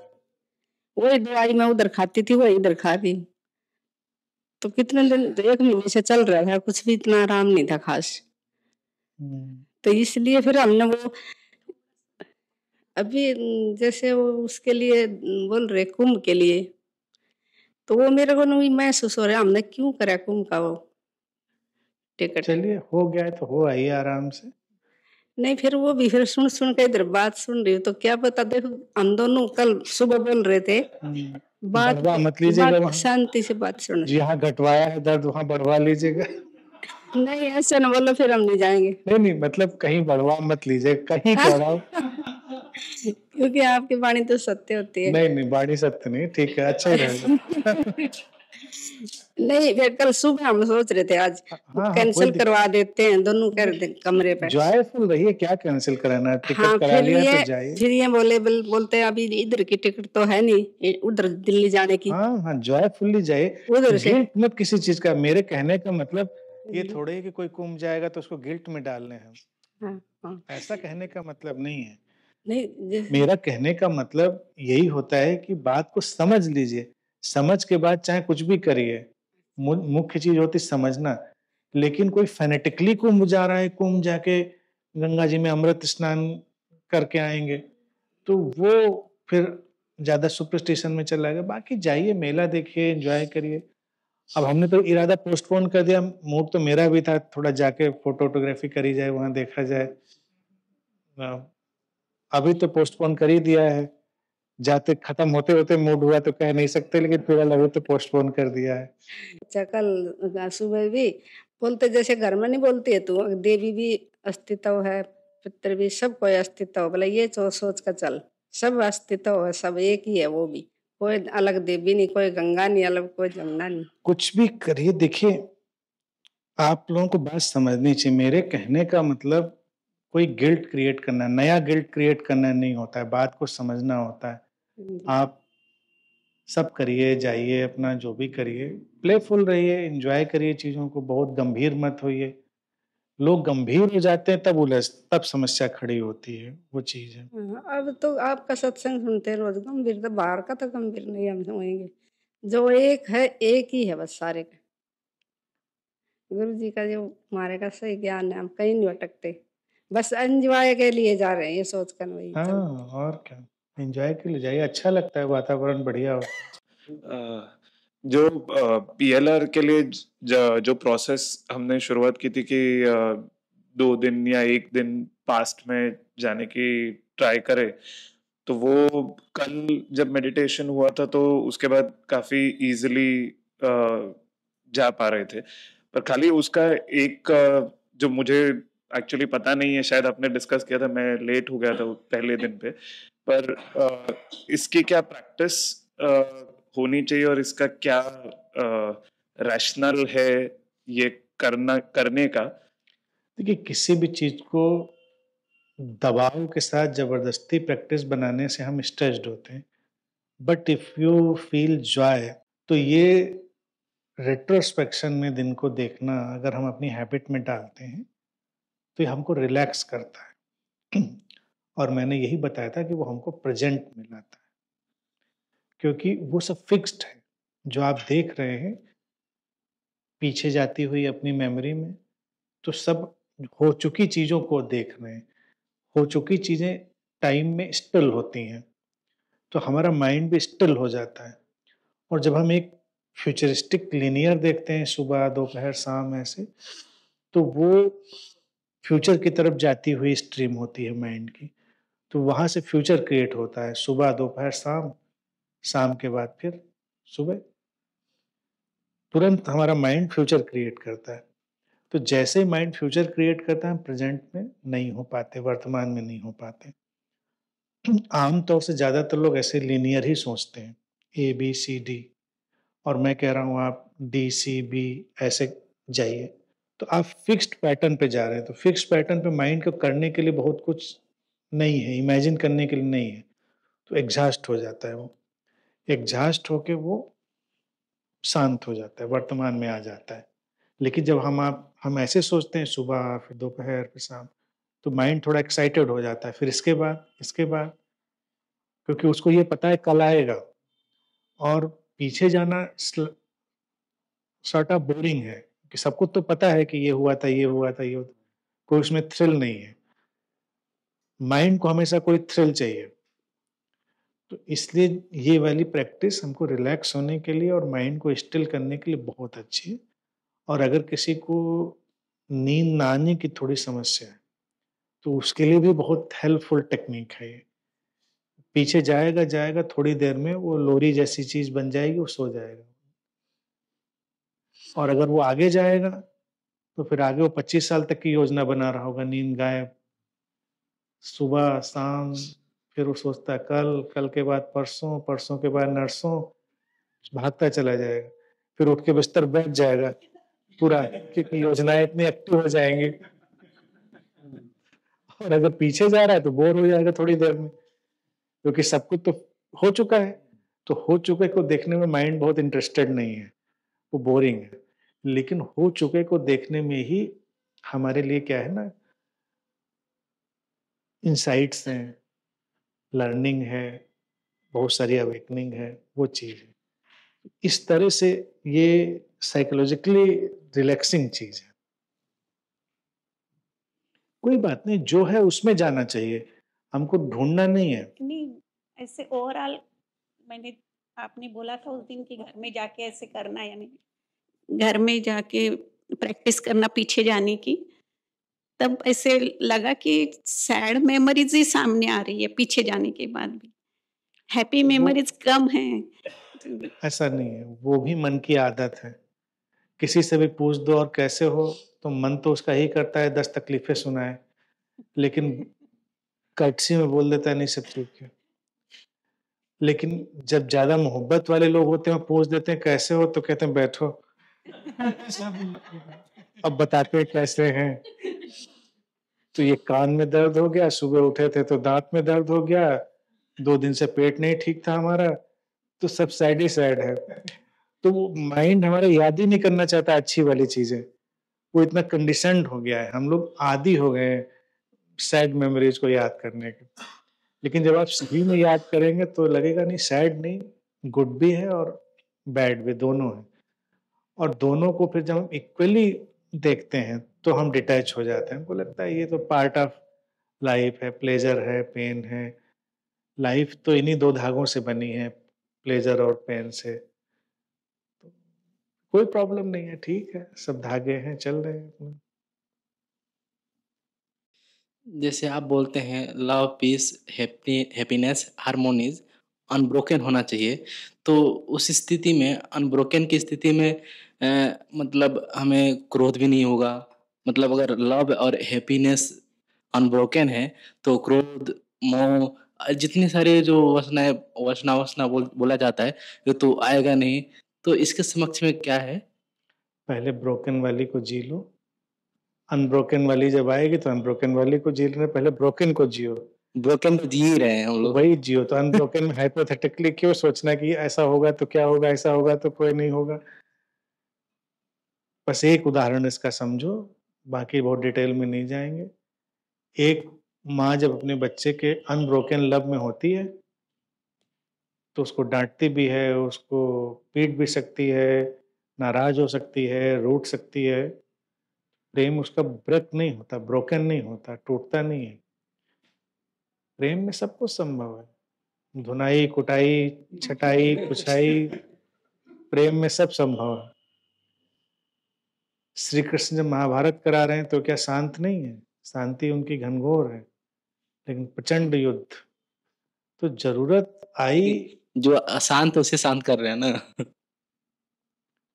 वो क्या कर रहे हैं ये तो वो जानते हैं और वक्त जानता है, लेकिन हम न रैशनलाइज कर सकते हैं अभी, ना उसको समझ सकते हैं। क्योंकि अगर हम इधर के चश्मे से देखेंगे तो हम जस्टिफाई करेंगे, अच्छा ये वाला भी तो वही कर रहा है, हम कर रहे हैं तो हमें क्या प्रॉब्लम है। लेकिन वो वाला जो कर रहा है और जो हम कर रहे हैं उसमें बहुत फर्क होता है। एक प्रेम वाला व्यक्ति भी किसी को डांट सकता है और एक बिना प्रेम वाला व्यक्ति भी किसी को डांट सकता है। डांट दोनों को एक जैसी सुनाई देगी, लेकिन हम किस चश्मे से इसको जज कर पाएंगे कि ये प्रेम से डांटा इसने या बिना प्रेम के डांटा। तो हम कह रहे वो भी डांटता, हम भी डांटते हैं, ऐसे जज नहीं होता। इसलिए जज करने की जरूरत भी नहीं है। हमको अपनी लाइफ से कंसर्न होना चाहिए कि हम अभी जो हैं और हम अभी जिस मुकाम पर हैं उसको कैसे जिए। नहीं तो क्या है, सारे जो कंसेप्ट हैं वो ब्लर्ड हो जाते हैं। हमको लगेगा अच्छा एक बुद्ध भी ऐसा करता है, हम भी ऐसा करते हैं, वो भी खाना खाता है, हम भी खाना खाते हैं, तो अंतर कहाँ पर है? फिर वो भी अंतर बहुत ड्रेस्टिक हो सकते हैं, अंतर बहुत जमीन आसमान के हो सकते हैं, लेकिन उन अंतरों का पर्सपेक्टिव बिल्कुल फर्क है। तो हम बाहर खड़े होकर सब पर्सपेक्टिव एक जैसा देखते हैं, तो इसलिए वो जरूरत नहीं होती। इसीलिए अध्यात्म में इस तरह के क्वेश्चंस की वैल्यू बहुत नहीं होती है, सारी वैल्यू होती पर्सनल क्वेश्चंस की। मैं भी इनकरेज यही हमेशा करता हूँ, पर्सनल क्वेश्चंस। अगर ऐसा होगा तो क्या होगा, अगर वो ऐसा करता होगा तो वो ऐसा क्या करता होगा। हम कभी नहीं जान सकते वो ऐसा करता होगा तो क्या करता होगा। अगर हम पूर्ण बोध को उपलब्ध हो जाएंगे तो हम क्या करेंगे। हो सकता है हम गंगा जी में छलांग लगा के डूब जाएं,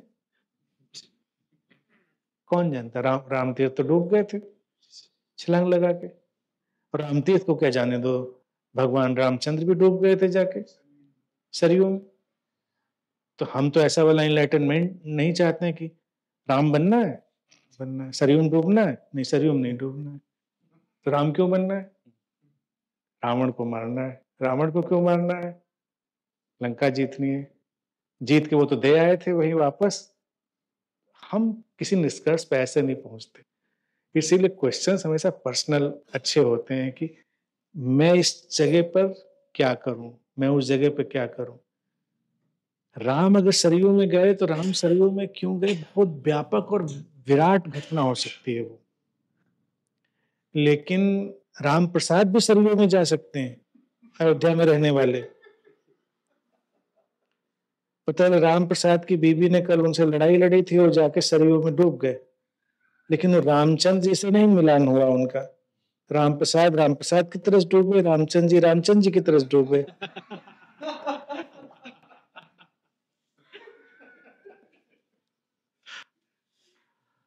तो इसलिए नेवर कंपेयर एनीथिंग। मेरा कहने का अर्थ ये था कि जैसे बुद्ध पुरुष को भी जैसे हैप्पीनेस का उल्टा हो गया दुख, और लव का ऑपोजिट हो गया घृणा, ये सब बुद्ध पुरुष भी ऐसा कंटिन्यू नहीं करता। लेकिन बुद्ध पुरुष घृणा में नहीं होता। बुद्ध पुरुष, और ये लव का विपरीत घृणा किसने बता दिया होता है? लव का विपरीत घृणा नहीं होता, प्रेम का विपरीत होता है भय। प्रेम का विपरीत घृणा नहीं होता, भय प्रेम का अपोजिट होता है। आदमी या तो भयभीत होता है या प्रेम पूर्ण होता है। घृणा एक बड़ा सब्जेक्टिव चीज है, तो घृणा में नहीं होता है। लेकिन बुद्ध पुरुष समालोचना कर सकता है, आलोचना कर सकता है, सही गलत को बता सकता है, लेकिन बताने का मतलब ये नहीं कि वो किसी चीज को घृणा करता है। तो ये सब है। क्या बुद्ध पुरुष दुख में होता है? नहीं, दुख में नहीं होता वो तो सफरिंग के पार है। लेकिन क्या बुद्ध पुरुष को दिखाई देने वाला दुख नहीं होता?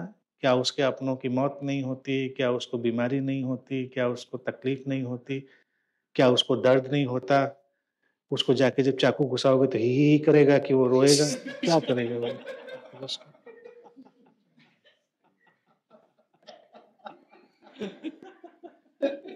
जाके उसको चाकू चुभाओगे तो वो भी दर्द से करेगा, हो सकता है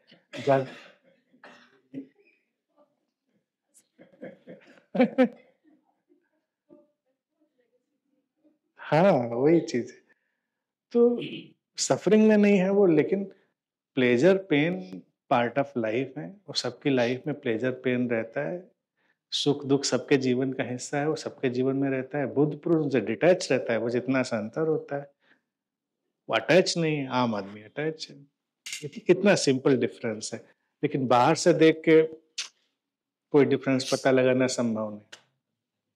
वो तो 2-4 महीने 2-4 दिन किसी को देखने का मौका मिले तब पता चलेगा कि वो सचमुच में किस दुनिया में रहता है। लगेगा सब करता हुआ।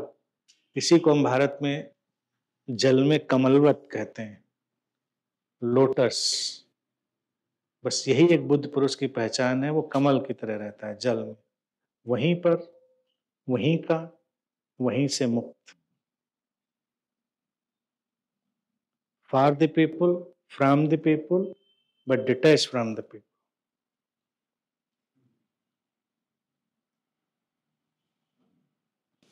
प्रणाम मनसरे। क्या यहाँ ऐसी बीमारियां भी होती हैं इन्फेक्शनल, जो ऐसी बीमारियां भी क्या इन्फेक्शनल होती है जो वायरस और बैक्टीरिया से संबंधित ना हो? हमारे गांव में कुछ ऐसे ही टाइप के होते हैं, इसलिए पूछ रहे हैं कि अगर कोई पेड़ से गिर जाए तो इसी सिलसिले में 2-4 केस और मिल जाते हैं। किसी को बैल घसीट ले तो 2-4 केस तुरंत मिल जाते हैं, इसको भी बैल घसीटा, उसको भी बैल घसीटा। अगर कोई एक जन मर जाए तो 2-4 जन और मर जाते हैं। उस टाइप का होता है। क्या इससे वायरस या बैक्टीरिया से संबंध ना हो, उससे बीमारी भी इन्फेक्शन होते हैं? आपका कहने का मतलब है जैसे एक आदमी को बैल ने घसीटा, वो मर गया जी, तो फिर दूसरे को भी बैल घसीटता, वो मर जाता है। मार तो नहीं जाता लेकिन घसीट लेता है। बैल घसीट लेता है। तो उस इलाके में आपके बैलों के गैंग चलते हैं।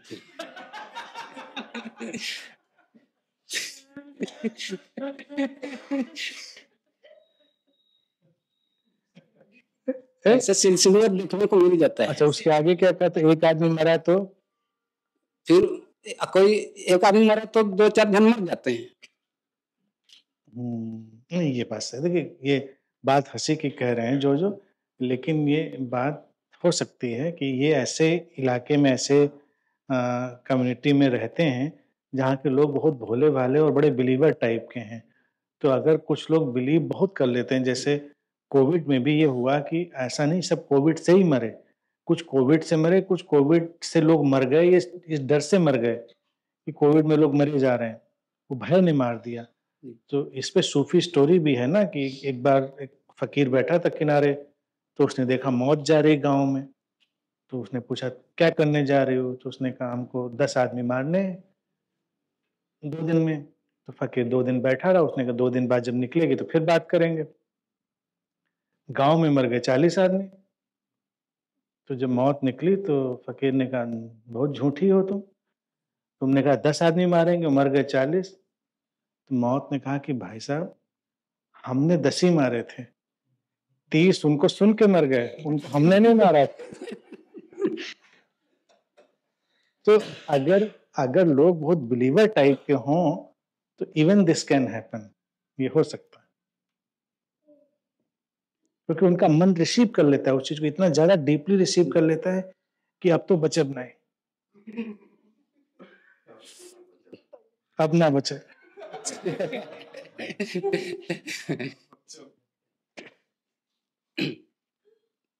Thank you. उसके उलट इनकी परमवीर की अम्मा, उसके उलट हमसे आशीर्वाद लेने आई थी कि हमको मुक्ति दो, हमने कहा ठीक है हो जाएगी, तो कह रहा आपके भी साथ ही चलना होगा।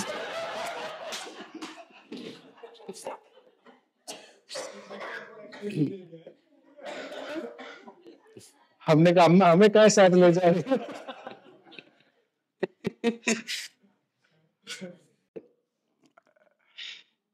वैसे शेयर करनी है बात कि अभी जो पिताजी गुजरे उसके बाद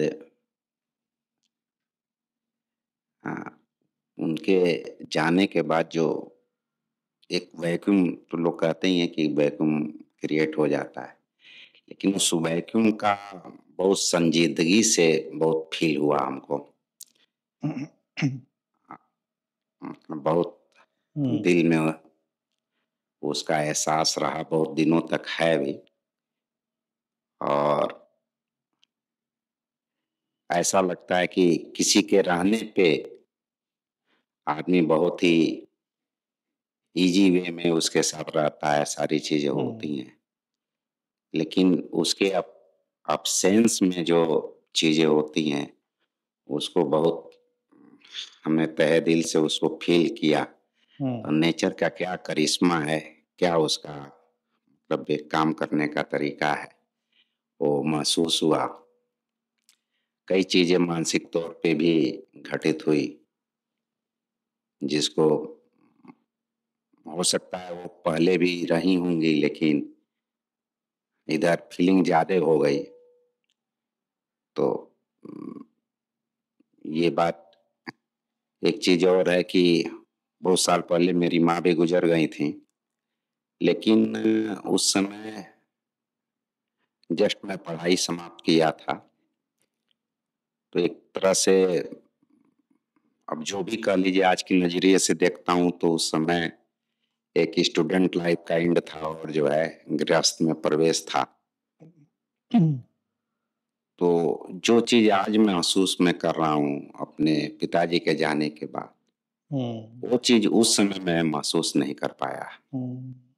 वैक्यूम तो वो शब्द है था, लेकिन जितनी लाइवनेस इस बार महसूस हो रहा है वो चीज शायद उस समय मुझे याद नहीं है कि रहा होगा। और फिर मानसिक भी बहुत सारी चीजें घटित हुई, तो एक एहसास था जो मैं यहाँ शेयर कर रहा हूँ। बिल्कुल, महसूस करने के लिए भी देखिए क्या होता है ना, हमारे मन का खालीपन चाहिए होता है। कभी हम युवा हैं, कैरियर की तरफ भाग रहे हैं, आपाधापी में हैं, और उस समय हमारा प्रियजन भी कोई जाता है तो हमारा एक हिस्सा तो जाता है, लेकिन हम चूंकि अपने जीवन के आपाधापी में इतने वो मशगूल हैं कि उसका उतना एहसास नहीं होता। फिर एक मुकाम होता है जब हम कैरियर में भी अब सेटल्ड हैं, परिवार सेटल्ड है, और संग साथ अब अनकंडीशनल सा है कि कोई हमको उनसे लेना नहीं है, हमको उनको देना इन द सेंस वो भी भाव नहीं है कि हमको उनको कुछ देना है, वो एक सेल्फलेस कम्युनिकेशन चल रहा है आपस में। तो एक रिश्ते की अब आप इस मुकाम पर थे कि वो एक ऐसा अलाइव कनेक्शन था कि वो जीवित हैं, आपका संबंध चल रहा है, उनसे आपको कुछ पाने की आकांक्षा नहीं है, उनको भी आपसे एज सच पाने की आकांक्षा नहीं, लेकिन सब अच्छे से चल रहा है। तो इस कंडीशन में वैक्यूम के बड़े होने के चांसेस ज्यादा होते हैं, क्योंकि अब खाली है, कैनवस कोरा है, तो कोरे कैनवस पर अचानक वो चीज दिखाई देगी कि खाली हो गई, इसलिए वो एहसास है। और दूसरा एहसास क्या है कि फादर के जाने के बाद अक्सर लोगों को ये धक्का लगता है, और जो घर में बड़े हैं, बच्चे होते हैं, उनको जरूर, क्योंकि फादर कितने भी किसी के बड़े हो गए हों, तो उसको कम से कम ये तो लगता है कोई बड़ा है, और अचानक फादर गए तो आप सबसे बड़े हो गए। आप पाते हैं कि अब तो परिवार में मैं ही सबसे बड़ा हूँ, मतलब अपने क्लोज परिवार में चाचा ताऊ वगैरह जाने दीजिए उनको, तो वो जो एहसास है ये डिस्क्राइब करने लायक नहीं होता, उसको हम शब्दों में नहीं कह सकते। इसीलिए वो बड़ी गुत्थी जो होती है उलझी हुई सी होती है, उसकी उलझन अलग किस्म की होती है। एक तो वैक्यूम है, एक अचानक आप बड़ा-बड़ा सा अनुभव कर रहे हैं, और इसलिए वो पेन उसको नहीं कहेंगे, उसको बस एक इमोशनल वॉइड कहेंगे। एक इमोशनल वॉइड है, एक जो भावनात्मक रिक्तता पैदा हो गई है, वो ज़्यादा बड़ी मात्रा में पैदा हो जाती है, इसलिए ऐसा। अभी यही घटना अगर और 10 साल बाद होती, तो आप फिर अगले फेज में जा चुके होते। तब अगले फेज में फिर उस तरह से शिद्दत नहीं होती, क्योंकि तब उनकी उम्र और बहुत ज़्यादा हो चुकी होती, आपकी उम्र भी ज़्यादा हो चुकी होती, जिम्मेदारियों के नए फेज शुरू हो गए होते, बच्चों के फेज शुरू हो गए होते, तो उस फेज में नई मशगूल चीज़ें हो गई। आप देखिए, ये साइकोलॉजिकल है, आपके पेरेंट्स जा रहे हैं और आपके बच्चों के बच्चे हो रहे हों, तो आप अलग ज़ोन में फ़ील करेंगे। उस समय आपका माइंड दूसरे डायरेक्शन में चला गया है। लेकिन जब आप अपने बच्चों के सामने खड़े हैं, आप बिल्कुल बीच में खड़े हैं, इधर और उधर, और जब बच्चों के भी बच्चे होते हैं तो आप बीच में नहीं खड़े हैं, आप थोड़ा और किनारे खड़े हैं लाइन में। तो ये साइकोलॉजिकल सब मसला बड़ा ट्रिकी सा है। प्रणाम आनंद श्री। आपसे जुड़ने के बाद मेरा जो चेंजेस आया उसमें मैं ये कहना चाहूँगा कि जो आप नॉन डूअर्स और नॉन एग्जिस्टेंस और ये जो आप विस्डम की बात करते हैं, वो लगता है कि मुझे ये रियल लाइफ में बहुत ही इम्पोर्टेंट है, और मैं उसके लिए मेरी वाइफ ईश्वरी को बहुत धन्यवाद देना चाहूँगा कि आप और बोधी माँ से मुझे कनेक्ट करवाया। और मैं यहाँ पर ये बात कहना चाहूँगा कि मैं वैसे कभी कभी आप, वो मेरी वाइफ तो ऑलमोस्ट रेगुलर आपका वो पॉडकास्ट ये सब देखती है, मैं कभी कभी देखता हूँ, लेकिन मैं हर दिन सुबह शाम आप लोगों को बहुत याद करता हूँ, स्पेशली अनंत सिंह और बोधी माँ को, और वो वर्ड्स में याद करता हूँ कि ये सब एग्जिस्टेंस की बात है, और ये लव जो आपका ये विस्डम, ये सब चीज ये मुझे बहुत ही मतलब स्ट्रेंथ देता है। और इसलिए मैं रियली आप लाइफ का ऑलमोस्ट सब कुछ एक्सपीरियंस हो गया, जैसे आपने बहुत सी बात एग्जाम्पल दिया कि पास्ट लाइफ में हमने क्या किया ये सब, और 30-35 years of my experience, I think बहुत चीज का एक्सपीरियंस किया, ये सब खाने पीने का चीज, भेज नॉन भेज ये सब चीज। तो अल्टीमेटली ये जो आपसे कनेक्ट होने के बाद जो मुझे एहसास हुआ, इसने मुझे और ज्यादा और बहुत ही हैप्पीनेस दिया, और इसके लिए मैं बहुत ही ग्रेटफुल हूँ। और मैं स्पेशली जो आज का सेशन की बात थोड़ा करना चाहूँगा कि फर्स्ट पार्ट में तो थोड़ी देर बाद मैं जब ब्रीदिंग कर रहा था तो बहुत से आवाज आया, तो मैंने कहा कि क्या पता मेरा भी कुछ होना चाहिए, तो मैंने भी बहुत जोर जोर से करने लगा, लेकिन मुझे ऐसा लगा कि मैं एकदम ही एक ही रिदम में चल रहा हूँ, उसमें मुझे कहीं पर कोई मतलब आवाज ये सब दाएं बाएं आगे पीछे से बहुत से आ रहा था, कोई रो रहे थे, पता नहीं कुछ बोल रहे थे, मुझे उतना याद नहीं आ रहा है, लेकिन मेरे में उस टाइप का कुछ भी नहीं हुआ, और मुझे लगा कि क्या पता मुझे कुछ गड़बड़ है मेरे में। तो मैं वो बारे में भी आपसे थोड़ा क्लैरिफिकेशन, थोड़ा आपसे कोई चीज जानना चाहूंगा। और सेकंड और थर्ड पार्ट में तो मुझे बहुत ही इतना आनंद आया कि मेरे आंख से वो आनंदित आंसू बहने लगा। तो फिर मैंने फिर याद किया कि वही आपका वो जो लव विस्डम ये सब चीज और नॉन डूअर्स की बात बहुत ही टाइम एंड अगेन वही आ रहा था मुझे। तो इस बारे में थोड़ा मुझे आप कुछ बताएंगे?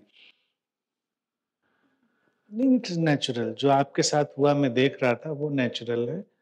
जरूरी नहीं हर चीज सबके साथ हो। मेडिटेशन की जब टेक्निक्स का हम लोग यूज करते हैं तो टेक्निक्स की यही प्रॉब्लम होती है, वो सबके लिए सब चीज जरूरी नहीं वैसे ही वर्क करे। और ग्रुप में जब हम लोग बैठते हैं तो क्या होता है कि ग्रुप में बहुत सारे व्यक्तित्व होते हैं, भिन्न भिन्न तरह के व्यक्तित्व होते हैं। किसी को किसी से कंपेयर नहीं करना चाहिए, सब अपने अपने ढंग से चल रहे होते हैं। एंड रिजल्ट पर हमको फोकस करना चाहिए। तो हर चीज का जैसे मैंने ये बोल ही रखा है, टच स्टोन जो है, कसौटी है, वो यही है कि end of the session, end of the programme, peace, happiness, love, harmony आपकी बढ़ी नहीं बढ़ी, वो बढ़ी, वो सब अच्छा था। अपने अपने टाइप से चल रहा है। अब कोई बहुत मैच्योर सीकर हो गया है, मेडिटेटर हो गया है, तो कैथारसिस की बहुत जरूरत उसको नहीं है, वो नहीं जाएगा उसमें। जा रहा है, एंजॉय कर रहा है, तो वो भी बेहतर है, उसमें कोई बड़ी बात नहीं है। तो वहां पे कंपेयर की जरूरत नहीं है। मुख्य चीज है कि एंड रिजल्ट पीसफुल है, एंड रिजल्ट जॉयफुल है। तो इसका मतलब हमारे बॉडी माइंड ने अपने ढंग से उसको ऑटो पायलट पर गवर्न किया होगा। और हमने होल्ड किया अपने आप को किसी ध्यान विधि में नहीं किया, तो हमको खुद पता होता है। तो अगर हमको पता है कि हमने होल्ड नहीं किया तो हम ऑटो पायलट पर जा रहे थे, हमारा बॉडी माइंड हमको ऑटो पायलट पर ले जा रहा था, हमारे लिए वही उचित होगा, हमारे लिए हो सकता है वही उचित हो। इसलिए बेहतर है, अच्छा जो हो रहा है बहुत अच्छा हो रहा है, और खुश रहिए इसी तरह से। गुरुजी प्रणाम। मैं इससे पहले आपके अल्टीमेट सेल्फ फेस्ट सेक्शन में आया था। इससे लाइफ में, जीवन में चेंजेस बहुत आए। पहले मन मेरा अप्रसन्न रहता था, उसके बाद मन में प्रसन्नता आने लगी है और धीरे धीरे हर चीज से लगा होने लगा। पहले अकेले ही जीवन में अकेलापन ही रहता था, अकेलापन ही महसूस करते थे। इसके बाद मेरा जीवन बहुत प्रसन्नता से खिलता रहता है। Very good. और धीरे धीरे डे बाय डे और डेप्थ आएगी और गहराई आएगी, दिन प्रतिदिन जब बातें और समझोगे। अभी तो पूरी उम्र पड़ी है, जैसे जैसे आगे चलोगे तो चीज़ें बेहतर होंगी और हर क्षेत्र में फोकस बढ़ेगा, प्रोडक्टिविटी बढ़ेगी, क्रिएटिविटी बढ़ेगी, रिलेशनशिप्स अच्छे होंगे। तो यही सब अध्यात्म के परिणाम होंगे कि ये सब चारों तरफ चीज़ें बेहतर होंगी और अकेले रहने में भी खुश रह पाओ और भीड़ में रहने में भी खुश रह पाओ, ये वाली क्षमता आ जाए। बस यही सब चाहिए, बेहतर है, अच्छा है। जी प्रणाम गुरु जी। खुश। गुरुदेव, में PLR जो सेशन हुआ उसके विषय में जो फर्स्ट स्टेप हुआ, मेरी कंडीशनिंग है कि मैं अराजकता से ही उसमें आता हूँ। तो मैं घर पर भी कोई काम करता हूँ, जैसे कि मेडिटेशन से, तो मैं पहले को ठान के लेता हूँ, खूब जितना कर पाता हूँ। तो मुझे जो पहला वाला स्टेप हुआ वो मुझे बहुत अच्छा लगा। उसके बाद वो ऑटोमेटिक मेरी प्रोसेस धीरे धीरे शांत हो जाती है। वो तो ये मैं बताना चाहता हूँ। और मैं ये कहना चाहता हूँ, हनुमान चालीसा में एक चौपाई आती है, भूत पिशाच निकट नहीं आवे, महावीर जब नाम सुनावे। तो ये PLR सेशन क्या आप अपनी परीक्षा ले रहे थे कि आप देखो भूत प्रेत आते हैं नहीं आते? आप अपना अनुभव इस विषय में कुछ बताएं। ये PLR सेशन हुआ, इसमें लोगों ने कहा कि मुझे कोई अनुभव नहीं हुआ, तो मैं भीतर से ग्रेटिट्यूड मतलब एक अनुभव कर रहा हूँ कि लोगों को अब वो यहाँ पर आ ही नहीं सकते छोटी चीजें। इसीलिए छिछले अनुभव नहीं है तो बहुत पूरी जन्म में क्या जाना, यही जन्म काफी है। सही है। देखिए, गुरु लोग अलग अलग तरह से परीक्षा लेते हैं लोगों की। ये वाला सेशन बेसिकली परीक्षा सेशन ही था। मैं सुनना चाहता था कोई तो इतना धाकड़ शेर निकल के आए जो आके हमसे कहे क्या PLR बेलर लगा रखा है आपने।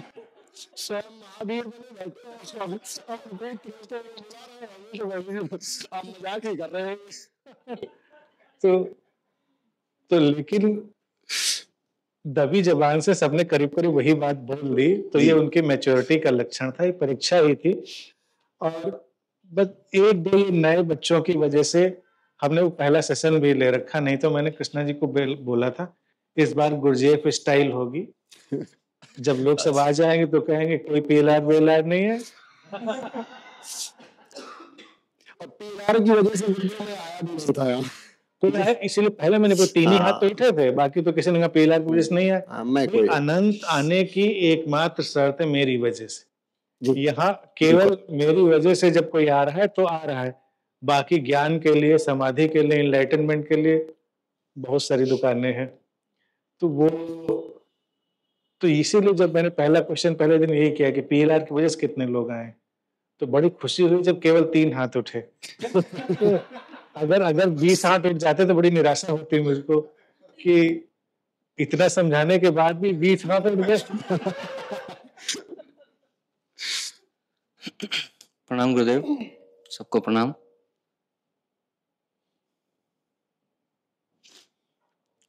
मेरे लिए जो एसआरएम जो था वो एक सरप्राइज पैकेज की तरह था, क्योंकि सब लोग एज यूजुअल आपने कल भी बताया था कि पीएलआर का कोई अलग टेक्निक यूज करेंगे, लेकिन जैसा कि आपने बताया अभी कि विजडम ऑफ अनसर्टेनिटी में बहुत पावर होती है, तो देखने को भी मिली। और एसआरएम को मैंने भी एक्सपेक्ट नहीं किया था, लेकिन काफ़ी रिजुविनेटिंग रहा और आई होप सबको अच्छा लगा होगा। और पीएलआर का जो सेशन था उसमें मेरा प्लेन पूरा गया, एक प्लेन सेशन रहा, लेकिन जो रिलैक्सिंग का जो प्रोसेस था जो काफ़ी अच्छा लगा, क्योंकि अल्टीमेट रिलैक्सेशन के बाद कुछ बचता ही नहीं है। तो फिर और पीएलआर से पहले जैसा आपने कहा था कि आप जाना रात को, आप रिग्रेशन में आप जा सकते हो, तो मैं रात में गया सोने के लिए, ऑटोमेटिक में मेरा पीएलआर शुरू हो गया। मैं टाइम ट्रैक पे पीछे लौटता गया और मैं सो गया, कब सो गया पता भी नहीं चला। और उसके बाद सपने भी ऐसे ही आए कि मतलब मैं सुबह उठा एकदम मतलब जॉली मूड में, बहुत खुश था, और उठने के बाद भी वो मतलब पीएलआर चल रहा था, जैसे कि मेरी नींद में खराटे भी चल रहे थे और पीएलआर भी चल रहा था। अब एक पता नहीं कैसे हुआ, ऐसे ही होता है। तो कुल मिला के बहुत अच्छा रहा। और जैसा कि आप कहते भी हैं कि जानने के लिए कुछ ज्यादा है नहीं, जीने के लिए ही ज्यादा है, तो बस। बहुत अच्छा, कम शब्दों में बहुत अच्छा डिस्क्राइब किया है। और जितने क्या जो उसका जब पीएलआर चल रहा था, तब मैंने उसको कुछ एक्सप्लेन कर नहीं कुछ एक आवाज दिया था, तो बोला मेरा पीएलआर चल रहा है। क्या चल रहा है? जिसको प्रपोज किया था अब इसको बोल दिया।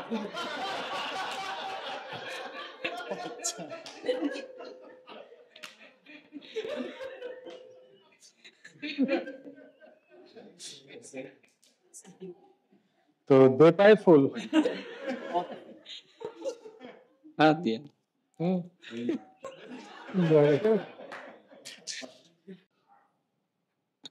प्रणाम मनीष जी, आपने जो पीएलआर का इसमें इंस्टा पे वगैरह आप पोस्ट करते हैं ना, वो ऐसे ही पोस्ट किया था स्टोरी में वगैरह, तो कुछ लोग सुनते हैं आपको, ऐसे मैं जानती नहीं उनसे, लेकिन ऐसे उनसे बात करते कभी कभी उन्होंने कहा अनंश तो पीएलआर को तो मानते ही नहीं, हमने थोड़ा उनको सुना है, तो ऐसा कैसा शिविर ले रहे पीएलआर का।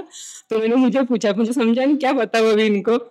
तो फिर मैंने उनको कहा वो इसलिए शिविर ले रहे हैं कि पीएलआर जैसा कुछ होता नहीं है, वो समझाने के लिए, बताने के लिए कि पास्ट लाइफ ऐसा कुछ होता नहीं है, उसको और क्लियर करने के लिए। तो मुझे उस समय इतना लगा, तो मैंने उनको बताया था। तो मुझे ये भी लगा कि लोग मेंबर भी नहीं है, छोटा मोटा कहीं सुनते भी होंगे थोड़ा बहुत, फिर भी उनको समझ में आ गया कि आप पीएलआर अभी नहीं है, तो उसके लिए उन्होंने सुना होगा। हाँ, क्योंकि ये कॉन्सेप्ट मैंने जगह जगह बोला, तो इतना तो डिटेल में सुना ही होगा उन्होंने। हाँ, तो फिर उन्होंने इसलिए फिर मुझे क्वेश्चन किया था, क्योंकि मैंने स्टोरी में डाला था इसलिए। हाँ, लेकिन जो आंसर आपने दिया वही एग्जैक्टली आंसर भी था हाँ, सेशन हाँ। था भी इसीलिए कि लोगों को बता सकें कि क्या नहीं होता है। और हो सकता है आज वाला सेशन भी करते और भी एक आध चीजें थी स्टोर में वो भी करते, लेकिन मैंने देखा लोग मैच्योर हैं, सब समझ ही रहे तो उनको कॉन्सेप्ट ही समझा देते हैं। नहीं तो वो करा के भी बताया जा सकता है, देखो ये तुमको हुआ है, लेकिन जो हुआ है वो माइंड का गेम है, वो कुछ होता नहीं है। हाँ। उद्देश्य यही था, जो उत्तर आपने दिया वही उद्देश्य था। हाँ, तो वो भी पूछते हैं, बोला आप जाएँगे? बोला हाँ, हम तो ऐसे भी ऐसे सेशन, मेरा तो ऐसा कुछ नहीं होता सेशन का कि सिर्फ़ जाती हूँ, जब लगा जाना है तो जाती हूँ, लेकिन ऐसा सब्जेक्ट का कुछ नहीं होता।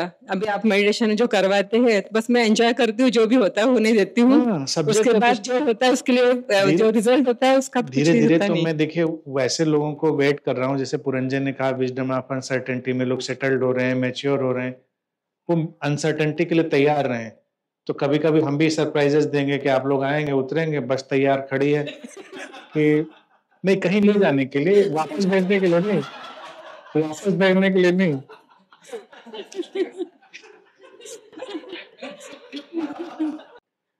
सरप्राइज और अनसर्टेनिटी से चीजें सबसे मैच्योर चीजें वही होती हैं।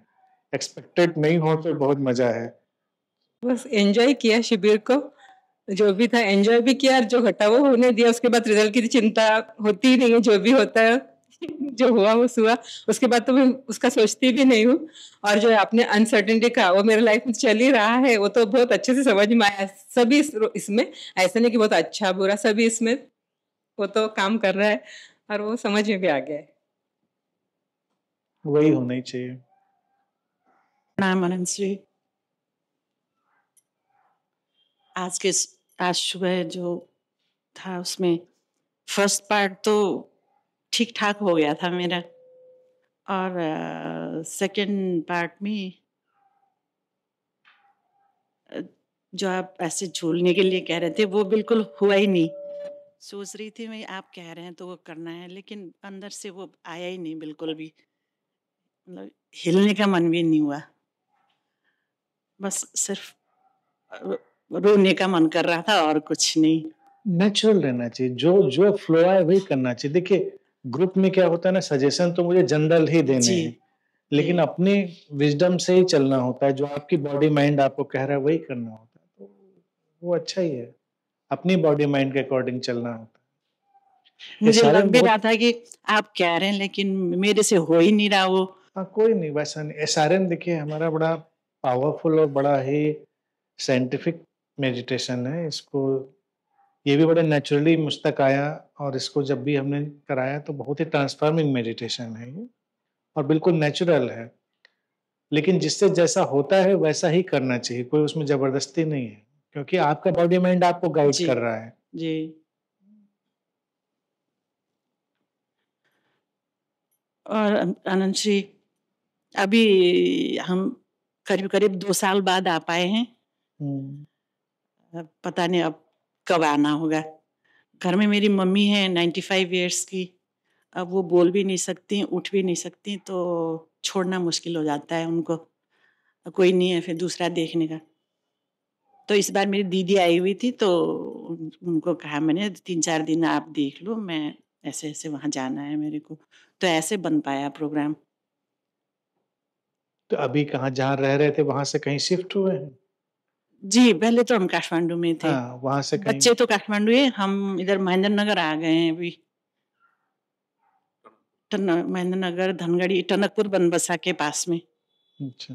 अभी वो मतलब हमारा पुराना घर वही है। बाद में काठमांडू शिफ्ट हुए थे, अभी फिर वहाँ देखभाल करनी, तो इसलिए अभी वही है। कभी काठमांडू जाते हैं, कभी इधर ही रहते हैं, ज्यादातर यही रहते हैं अभी। वैसे तो पास हो गया यहाँ से, लेकिन ये है अपनी ही समस्या है तो निकलना मुश्किल हो जाता है। कोई बात नहीं, सब अच्छा है, सब अच्छा चल रहा है। यहाँ नहीं आ पाते हैं, लेकिन घर में रहते हैं, जहाँ भी रहते हैं आप लोगों के साथ ही रहते हैं। लगता है कि आपके आशीर्वाद के छत्र छाया में ही हैं। वो हमेशा ही एक जुड़ाव जैसा तो वो महसूस होता ही है, चाहे जहाँ भी रहें या ना भी आए, फिर भी जोड़ देखे कुछ ऐसे होते हैं जो बन जाते हैं, चलते रहते हैं। सुंदर। अनंत श्री, ये कह रहा पास्ट लाइफ जैसी कोई चीज होती नहीं है, पर आफ्टर डेथ आपकी वीडियो मैंने सुना कुछ चीजें आगे ट्रांसफर होती हैं, आफ्टर डेथ कुछ चीजें आगे जाती हैं, वो क्या? मरने के बाद कुछ चीजें आगे ट्रांसफर होती हैं चेतना के रूप में। कौन कहता है? किसी वीडियो में आपके मैंने सुना था कि आफ्टर डेथ कुछ चीजें लाइफ फोर्स एनर्जी आगे ट्रांसफर होती है, क्या ये सच?